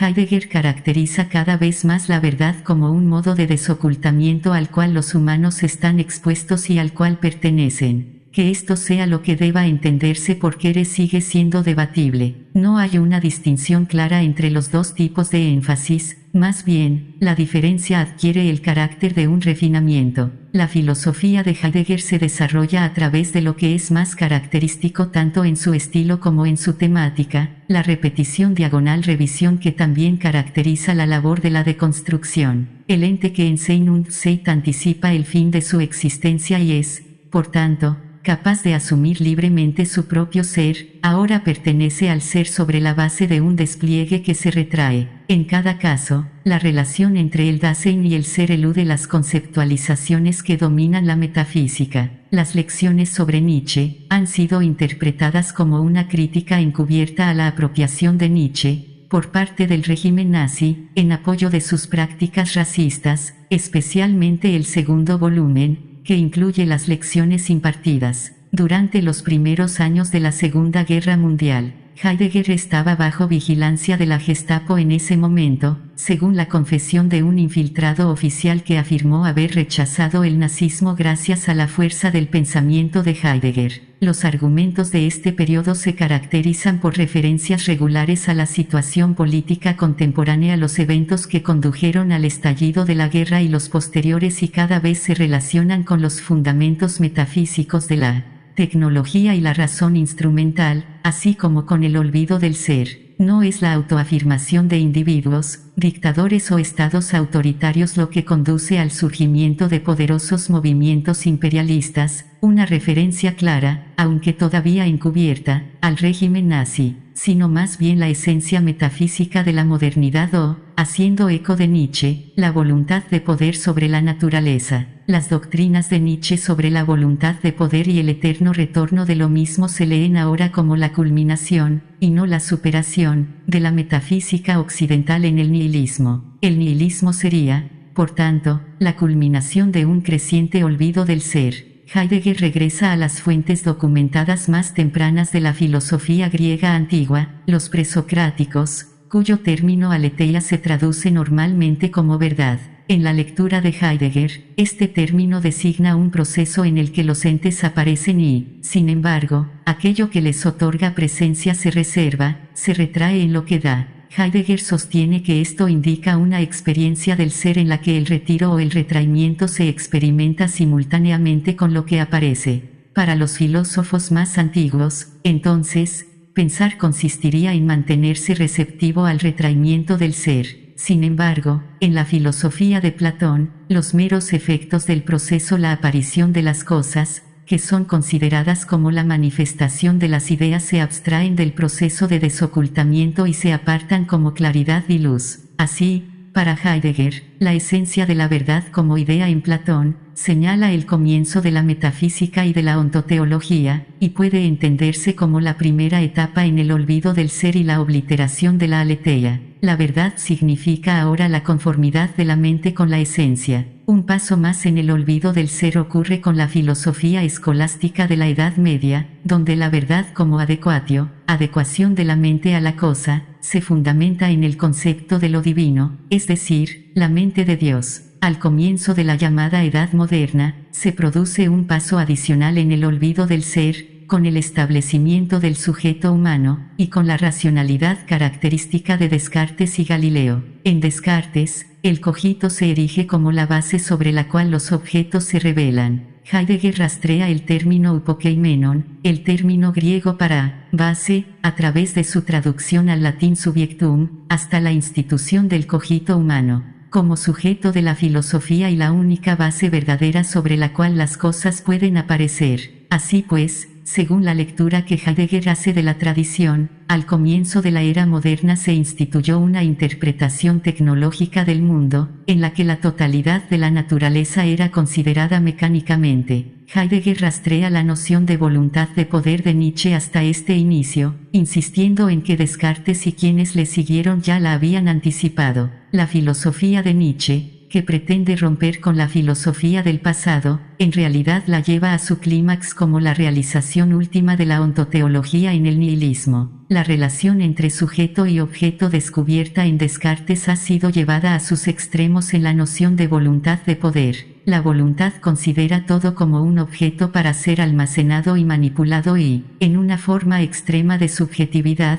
reduce todo a los valores que proyecta sobre ello en su impulso de poder. El significado del ser está ahora tan lejos de la concepción de los antiguos como podría estarlo. El ser se ha convertido en nada. Hacia la década de 1940, Heidegger había comenzado a expresar su creencia de que la ruta tomada por Sein und Zeit había corrido el peligro de repetir involuntariamente la intensificación del giro subjetivo de la filosofía moderna, relativismo puro. reforzando así la era de la calculabilidad y la dominación tecnológica. Desde los Beitrage, había estado utilizando el término Ergebnis en oposición al término Gestel. El uso que hace Heidegger de la palabra Gestel, estructura de emplazamiento o estructura, implica un proceso activo de ensamblaje y ordenamiento que convoca al ser. Gestel designa todas las actividades de encuadre o enmarcado que subordinan a los entes a la interminable conceptualización, evaluación, almacenamiento, manipulación y cálculo de la era tecnológica. En las lecciones sobre Nietzsche, la discusión sobre el Ergebnis recapitula el trabajo de los Beitrage. El Ergebnis designa aquello sobre lo cual el pensar puede meditar en resistencia al nihilismo, en el cual el pensar ha sido reemplazado por el cálculo y la instrumentalidad. La noción del marco o estructura desempeña un papel crucial en las discusiones de Heidegger porque le permite mostrar cómo la era tecnológica ha sido anticipada desde hace mucho tiempo por la metafísica, y que para avanzar será necesario meditar sobre el surgimiento del marco mismo. El enmarcado ha tomado formas específicas, como enseñan las lecciones sobre Nietzsche, pero cada vez la determinación del ser como presencia divide lo trascendental de lo empírico, dando prioridad a los modos de enmarcado mediante los cuales la filosofía designa su objeto de estudio. En el Ergebnis, surge la posibilidad de superar el carácter meramente dominante del marco, y transformar el marco mismo en el Ergebnis, el despliegue singular y único que da lugar a la pertenencia mutua de la mente y el ser. En otras palabras, surge la posibilidad de intervenir en lo trascendental mismo. Si el Ergebnis simplemente es esa posibilidad, entonces se tratará de repetir el Ergebnis de una manera que sea cada vez única. El carácter especial de la Wiederholung se activa una vez más, como una repetición que es, al mismo tiempo, algo nuevo. Hacia el final de la guerra, a finales de 1944, Heidegger fue reclutado en el Volkssturm, el ejército del pueblo, como uno de los miembros menos indispensables de la universidad, para unirse a una fuerza de trabajo cuya labor consistía en cavar trincheras junto al Rin. Al año siguiente, mientras Alemania se acercaba al colapso, logró regresar a Meßkirch para poner en orden sus manuscritos y asegurar su resguardo. Un manuscrito fechado en mayo de 1945, pero redescubierto mucho después de la muerte de Heidegger, ofrece una idea clara de lo que Heidegger sentía respecto a Alemania y su colapso al final de la guerra. Abendgesprach in einem Kriegsgefangenen Lager in Russland zwischen einem Hungern und einem Alteren, diálogo vespertino en un campo de prisioneros de guerra en Rusia entre un joven y un anciano. Utiliza la premisa ficticia del diálogo para expresar la conclusión de que el régimen nazi había sido una catástrofe para Alemania, aunque sus dos hijos se encontraban en ese momento en campos de prisioneros, como describe el título. El texto desarrolla una tesis que ya era típica en los escritos de Heidegger, que la Alemania derrotada no es tanto responsable de los males de la guerra, sino más bien una víctima de la devastación global, derivada del olvido metafísico del ser. Caos. En junio, tras la capitulación de Alemania, se vio obligado a asistir a una audiencia sobre sus actividades políticas ante un comité de desnazificación de la Universidad en la Friburgo ocupada por los franceses, lo que le causó una indignación documentada. La audiencia consideró el testimonio de varias figuras importantes, algunas de las cuales lo implicaron mientras que otras defendieron sus acciones. Uno de los testimonios más decisivos provino de su antiguo amigo Karl Jaspers, quien aportó ejemplos del apoyo activo de Heidegger al nacionalsocialismo durante los años 1933-34. En 1946, la audiencia concluyó que se debía prohibir a Heidegger la enseñanza. Jaspers había sugerido que la juventud alemana, tras años de crecer en un estado autoritario, no estaba preparada para responder críticamente a una enseñanza que alguna vez estuvo asociada con los nazis. No obstante, a Heidegger se le permitió conservar su biblioteca, y se le concedió el título de profesor emérito. Poco después de esto, al experimentar una crisis emocional, Heidegger buscó ayuda psiquiátrica en Medard Voss, quien no solo le ayudó a recuperar su estabilidad emocional, sino que llegó a admirar y a dejarse influir por la forma de pensar de su paciente. Heidegger impartió seminarios regulares para el círculo de Voss, compuesto principalmente por profesionales formados en el pensamiento de las ciencias y las ciencias sociales. Voss, junto con Ludwig Binswanger, pasaría a desarrollar lo que se conoció como psiquiatría existencial. Durante su estancia en la Friburgo ocupada por los franceses, Heidegger fue presentado al intelectual francés Jean Beaufret y se hicieron amigos. Beaufret ayudó a generar conciencia e interés por el pensamiento de Heidegger en Francia, donde una nueva generación de académicos, al igual que otros en todo el mundo, se volcaron hacia Heidegger a pesar de la desaprobación oficial por su pasado con el partido alemán. Los éxitos globales de la década de 1920 se repitieron así en una segunda ola, que coincidió con el resurgimiento de la carrera editorial y docente de Heidegger. En 1946 habló en una ocasión que conmemoraba el 20º aniversario de la muerte de Rilke, y en 1947 publicó el que resultó ser uno de sus artículos más influyentes, Brief über den Humanismus, traducido como Carta sobre el Humanismo, 1962, una carta abierta que responde a las preguntas que Beaufret le había planteado. Respecto a la breve pero famosa declaración del existencialismo de Jean-Paul Sartre, l'existentialisme est un humanisme, traducido como el existencialismo es un humanismo, fiel al género, la meditación anecdótica y errática de Heidegger, no obstante, se niega a aceptar una alineación de su propio pensamiento tanto con el existencialismo como con el humanismo, y afirma que no sería necesario añadir ninguna ética a una filosofía que comienza con la pregunta relativa a la verdad del ser. Realmente no estaba apegado al existencialismo francés.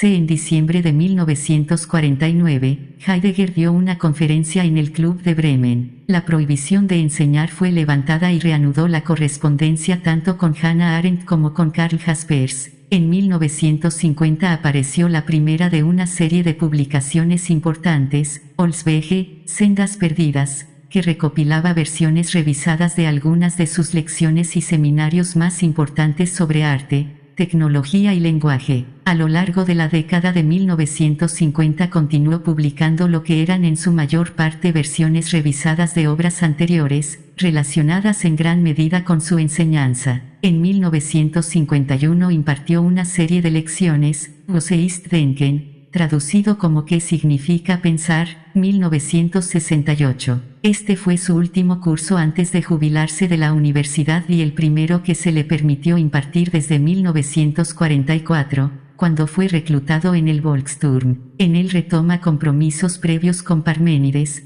Platón y Kant, así como con Hölderlin y Nietzsche, en su búsqueda de aquello que le da al pensamiento su tema al retirarse, un retiro que, al ausentarse, es a la vez más presente que todo lo presente y, sin embargo, excede infinitamente la actualidad de todo lo actual. Observa que la posibilidad de pensar viene dada por lo que aún no se ha pensado, y que lo que más invita a pensar, es el hecho de que todavía no estamos pensando. En 1955-56 regresó como profesor emérito para una serie de conferencias, que se publicaron en 1957 bajo el título Der Satz vom Grund, traducido como El principio de razón, 1992. A esta siguió una serie sobre la Wissenschaft der Logik de Hegel, ciencia de la lógica. Estas series de conferencias están estrechamente vinculadas a un texto breve, Der Satz der Identität, el principio de identidad, que presentó el Día de la Facultad,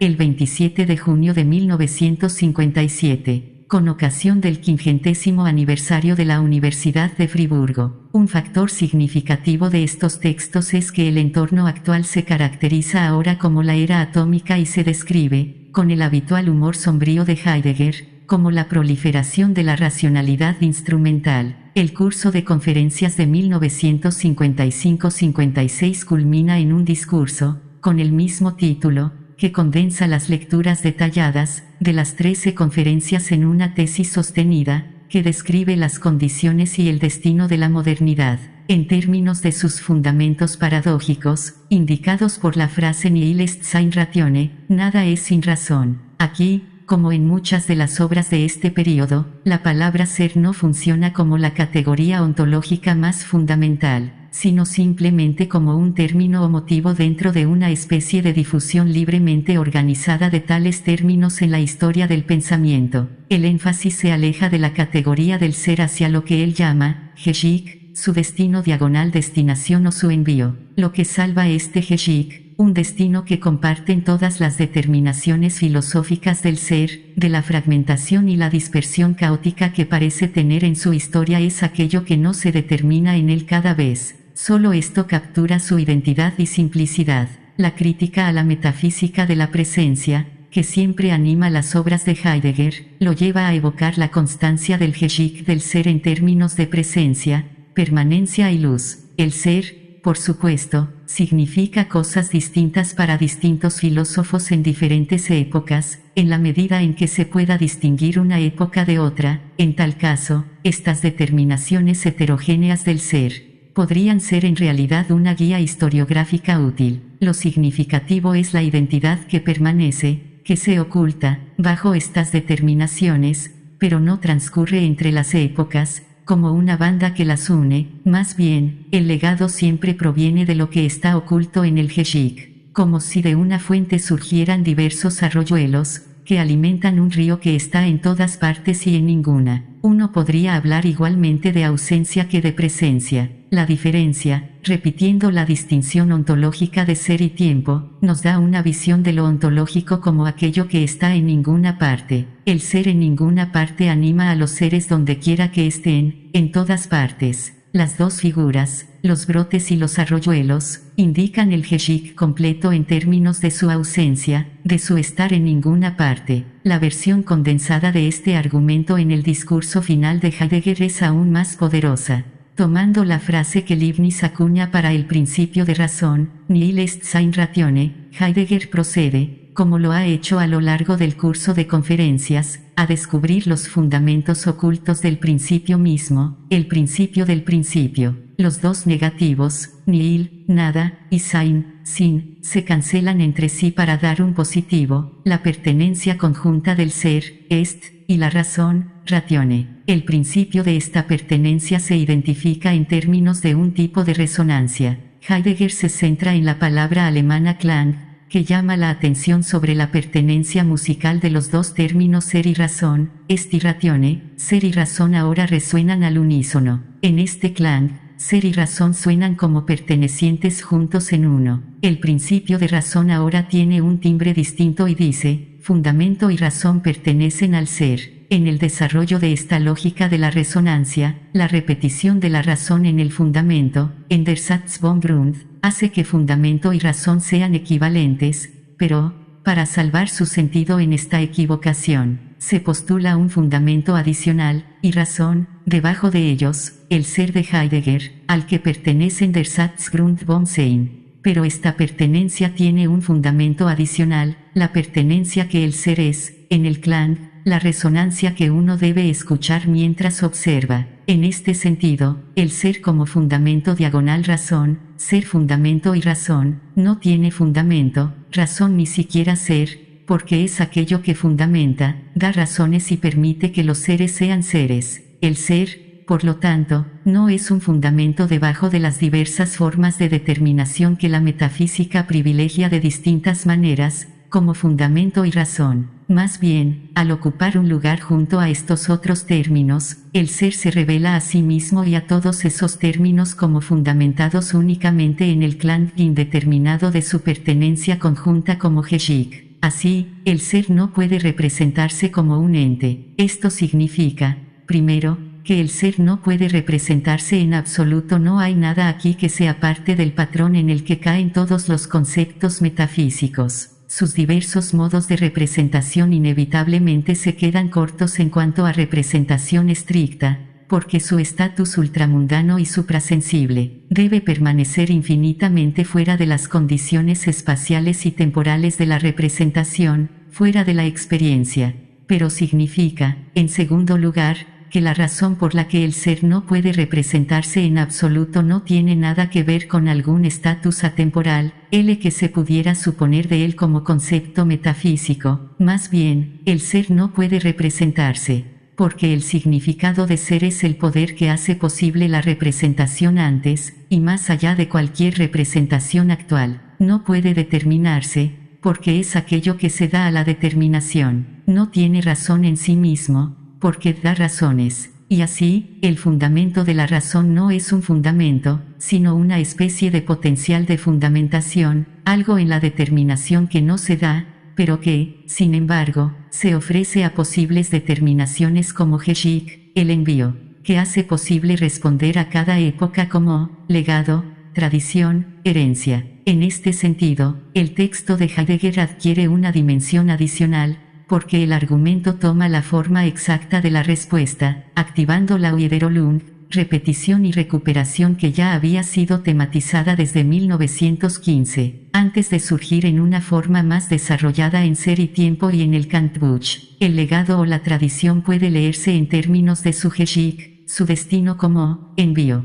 El concepto de lo mismo en el texto de Heidegger resulta ser una Wiederholung, bastante precisa de un problema que persiste en la gran lógica de Hegel. Al distinguir lo mismo de la repetición vacía de identidades, Heidegger, al igual que Hegel, se ve llevado a una noción de identidad que mantiene en sí la contradicción de la diferencia. Lo que es lo mismo no siendo un ente en sí sostiene lo que pertenece junto en una especie de diferencia radical. Lo que es lo mismo es su diferencia radical. La lógica de Hegel, de hecho, reaparece con fuerza en estas páginas. Heidegger incluso afirma ese texto como el lugar donde la relación, Verhältnis, llega a pensarse más puramente como lo que debe ser pensado. Esta relación, o cohesión, de diferencias radicales aún está por pensarse, es un todavía no. Esto, entonces, es lo que el Geschick envía en el legado del pensamiento metafísico, lo no pensado, el pensamiento de lo no, o del no que se da a ser pensado, transmitiendo lo que no está determinado para un evento de apropiación, es decir, una determinación singular. El pensamiento tardío de Heidegger puede centrarse en una distinción sutil y esquiva. En una conferencia de 1962, cuyo título Tiempo y Ser recapitula la desaparecida tercera división de Ser y Tiempo, Heidegger ofrece a su audiencia una pequeña indicación sobre cómo escuchar.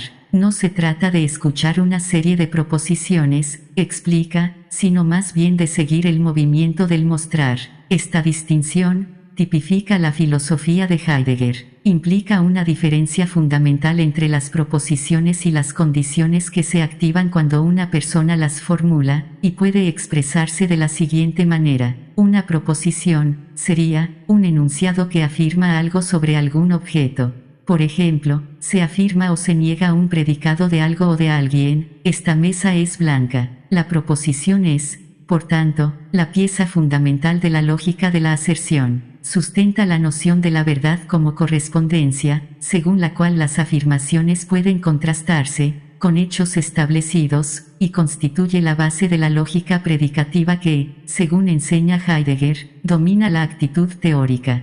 Para seguir el movimiento del mostrar, uno no se centraría en la validez de las afirmaciones, sino en su inteligibilidad, en las modalidades performativas o enunciativas de un discurso y, por ende, en la forma en que una modalidad de discurso permite que ciertos tipos de ser aparezcan de determinadas maneras. En otras palabras, uno se centraría en la constitución de la inteligibilidad del mundo. Surge así una noción alternativa de verdad, la aletheia, que no sería reducible a cuestiones de validez, sino que se referiría a las formas en que determinados modos de discurso manifiestan a los entes. La lógica predicativa manifiesta a los entes de tal manera que distingue los objetos del conocimiento del sujeto, que conoce y que, por lo tanto, puede emitir pronunciamientos sistemáticos sobre las cosas que son. Un análisis de los fundamentos no objetivables del discurso predicativo sacaría a la luz, por tanto, las formas en que el sujeto de la filosofía y la ciencia llega al ser y al conocimiento. El efecto es penetrar bajo el sujeto del conocimiento hasta los fundamentos de la experiencia y del conocimiento mismo y,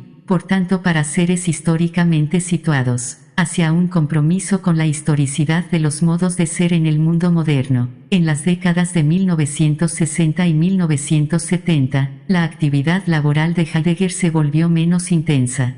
Pasaba la mayor parte del tiempo en su casa de Friburgo o en su solitaria cabaña de montaña en Todtnauberg. En 1966 concedió una entrevista a Der Spiegel, la cual fue grabada bajo la condición de que se publicara únicamente después de su muerte. Heidegger falleció pacíficamente en 1976. Su última palabra fue gracias. En 1972, había hecho planes para la publicación de todos sus escritos, una empresa colosal que comenzó en 1974 con una proyección de alrededor de 100 volúmenes. Se espera que el proyecto continúe hasta las primeras décadas del siglo XXI. La Gesamtausgabe es una edición completa de última mano, por lo que incluye únicamente las revisiones finales de Heidegger, las cuales prologó con el lema, Caminos, no obras. Los editores de Heidegger han tomado su petición al pie de la letra, publicando los trabajos sin ningún tipo de aparato académico.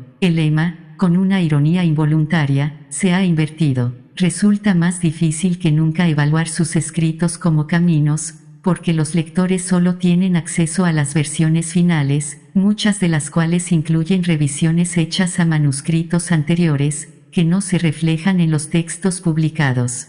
Por esta razón, la Gesamtausgabe no puede considerarse la edición definitiva para la investigación académica sobre Heidegger. La entrevista de Spiegel se publicó en mayo de 1976 con el título Nur noch ein Gott kann uns retten, traducido como Solo un Dios puede salvarnos, que evoca un verso de Hölderlin. En ella, responde a preguntas sobre su compromiso con los nazis en 1933-34. Aquellos que buscaban expresiones de arrepentimiento más contundentes de las que Heidegger había ofrecido hasta entonces quedaron decepcionados. Su decepción contribuyó a debates equívocos sobre el silencio de Heidegger al respecto. Las preocupaciones clave de los debates sobre la política de Heidegger, que comenzaron inmediatamente después de la guerra y continuaron durante el resto del siglo XX, han girado en torno a las conexiones entre la filosofía de Heidegger y su compromiso con el nazismo. Las obras de Víctor Farías y Hugo Ott durante la década de 1980 revelaron el alcance real de la implicación y las ambiciones de Heidegger, dejando fuera de toda duda que las autorrepresentaciones de Heidegger falsearon su participación en aspectos cruciales. La cuestión de la conexión entre su compromiso político y su filosofía se ha aclarado considerablemente durante la última década del siglo XX, gracias en gran medida a una investigación minuciosa y a un estudio paciente y riguroso.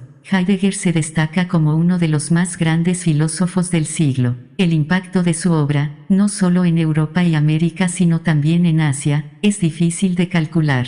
Ha sido descrito como el maestro oculto del pensamiento moderno y como un hombre atormentado tanto por la filosofía como por su ambigua relación con la fe. Su influencia se ha dejado sentir no solo en la filosofía, sino también en la teoría literaria, la psicología, la psiquiatría, el psicoanálisis, la teología y la ecología. Un creciente interés por la filosofía continental en América ha llevado a una comprensión y apreciación más amplia de su trabajo, destacando su papel en el desarrollo de la hermenéutica y la deconstrucción, así como su influencia en teóricos como Hans-Georg Gadamer y Jürgen Habermas, y en pensadores franceses como Jacques Derrida, Michel Foucault, Gilles Deleuze y Pierre Bourdieu. La influencia de Heidegger en el pensamiento crítico y cultural moderno puede evaluarse de dos maneras. Si bien su filosofía ha propiciado avances significativos, especialmente en el análisis de la modernidad, la historicidad y la tecnología, también es cierto que desarrolla su modo de pensar de manera independiente a varios pensadores coetáneos que, por rutas radicalmente distintas, alcanzan posiciones con implicaciones comparables para el pensamiento cultural y crítico. Por ejemplo, la noción de Michel Foucault sobre la modalidad denunciativa del enunciado debe tanto a la distinción de Ferdinand de Saussure, entre la langue y la parole, el sistema del lenguaje y el acto de habla, como a la noción de aletheia de Heidegger, aunque su modo de revisión radical recuerda a la destrucción heideggeriana. En este punto, ya no es posible distinguir entre la influencia directa y el pensamiento independiente. La noción de destrucción, o de construcción, implica a la vez la repetición y la revisión del pensamiento de un pensador anterior. La bisagra entre la repetición y la revisión opera en la modalidad de la enunciación e indica un potencial para decisiones singulares. Si bien Heidegger nunca expresó este pensamiento como tal, su filosofía, no obstante, apunta en esta dirección. La historicidad del pensamiento moderno implica que, más allá de su carácter sistemático, es una espiral del desmantelamiento, la destrucción como horizonte del ser para la muerte. La filosofía de Martin Heidegger no es un conjunto de respuestas, sino un camino de preguntas. En el corazón de este trayecto se hallan dos conceptos que, aunque operan en planos distintos, uno metodológico y otro existencial, convergen en la estructura misma de su finitud, la destrucción o desconstrucción, y la muerte, el ser. Para la muerte, la relación entre ambos no es tangencial, es el vínculo que permite entender su vida y su fallecimiento en 1976 no como un cese biológico, sino como la consumación de su pensamiento. La destrucción, desbrozar el camino hacia el origen. Para comprender este vínculo, debemos precisar qué entendía Heidegger por destrucción. Lejos de la aniquilación o el vandalismo intelectual, la destrucción es un ejercicio de desmantelamiento ontológico.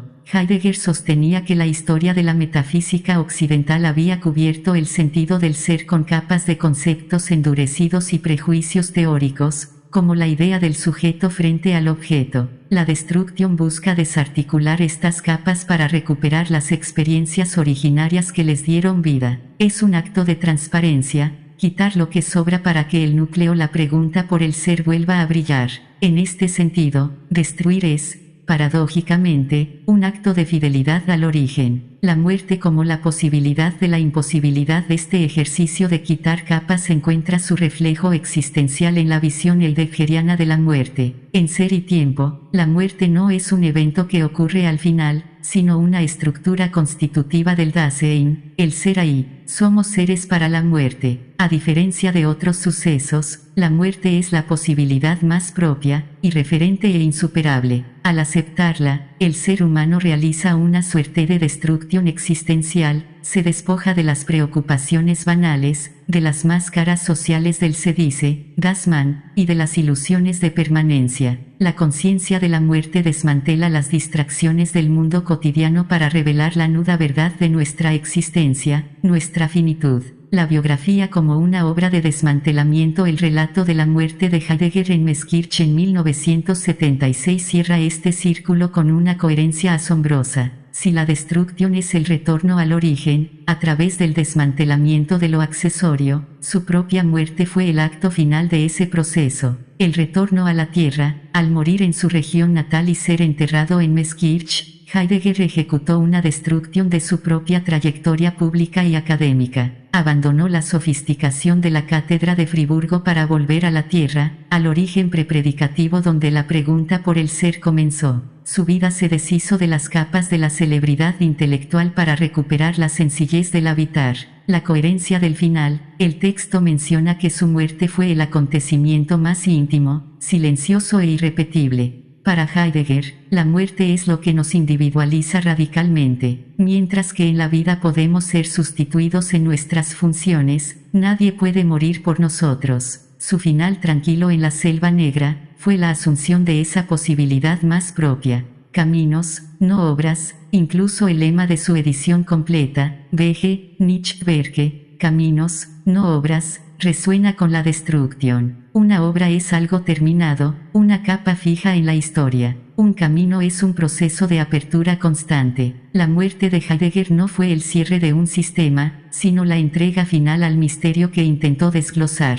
Al morir cerca del origen, demostró que su filosofía no era solo una teoría sobre los libros, sino una práctica de vida, un desmantelamiento constante de lo superfluo para encarar, con gratitud. Su última palabra fue gracias, la apertura última del ser. Su muerte fue, en última instancia, su última gran lección de aletheia, el desocultamiento de la verdad a través del silencio final, un gran eructo existencial de despedida en el plano oscuro de la muerte. El 26 de mayo de 1976, a los 87 años, Martin Heidegger murió de manera tranquila en su región natal de la Selva Negra alemana. Había pasado sus últimos años retirado de la enseñanza universitaria desde 1958, pero no del pensamiento. Continuó participando en seminarios privados, encuentros filosóficos y diálogos con discípulos, hasta comienzos de la década de 1970. No fue una muerte repentina, ni trágica. Fue, más bien, la conclusión lenta de una vida ya recogida, coherente con su propio ideal de habitar, vivir cerca del origen. Heidegger regresó simbólicamente al punto inicial de su existencia, Meßkirch, donde finalmente fue enterrado. En cierto modo, su biografía se cerró en círculo. El pensador que dedicó su obra a la pregunta por el ser terminó reposando en la misma tierra en la que esa pregunta comenzó. Ese mismo año empezó a publicarse la edición completa de sus obras, lo que dio inicio a una segunda vida, la del autor póstumo. Su pensamiento continuó expandiéndose incluso después de su muerte, influyendo decisivamente en la filosofía continental, la hermenéutica, la deconstrucción y la crítica de la técnica. Para un filósofo obsesionado con el ser para la muerte, su final no fue un acontecimiento espectacular,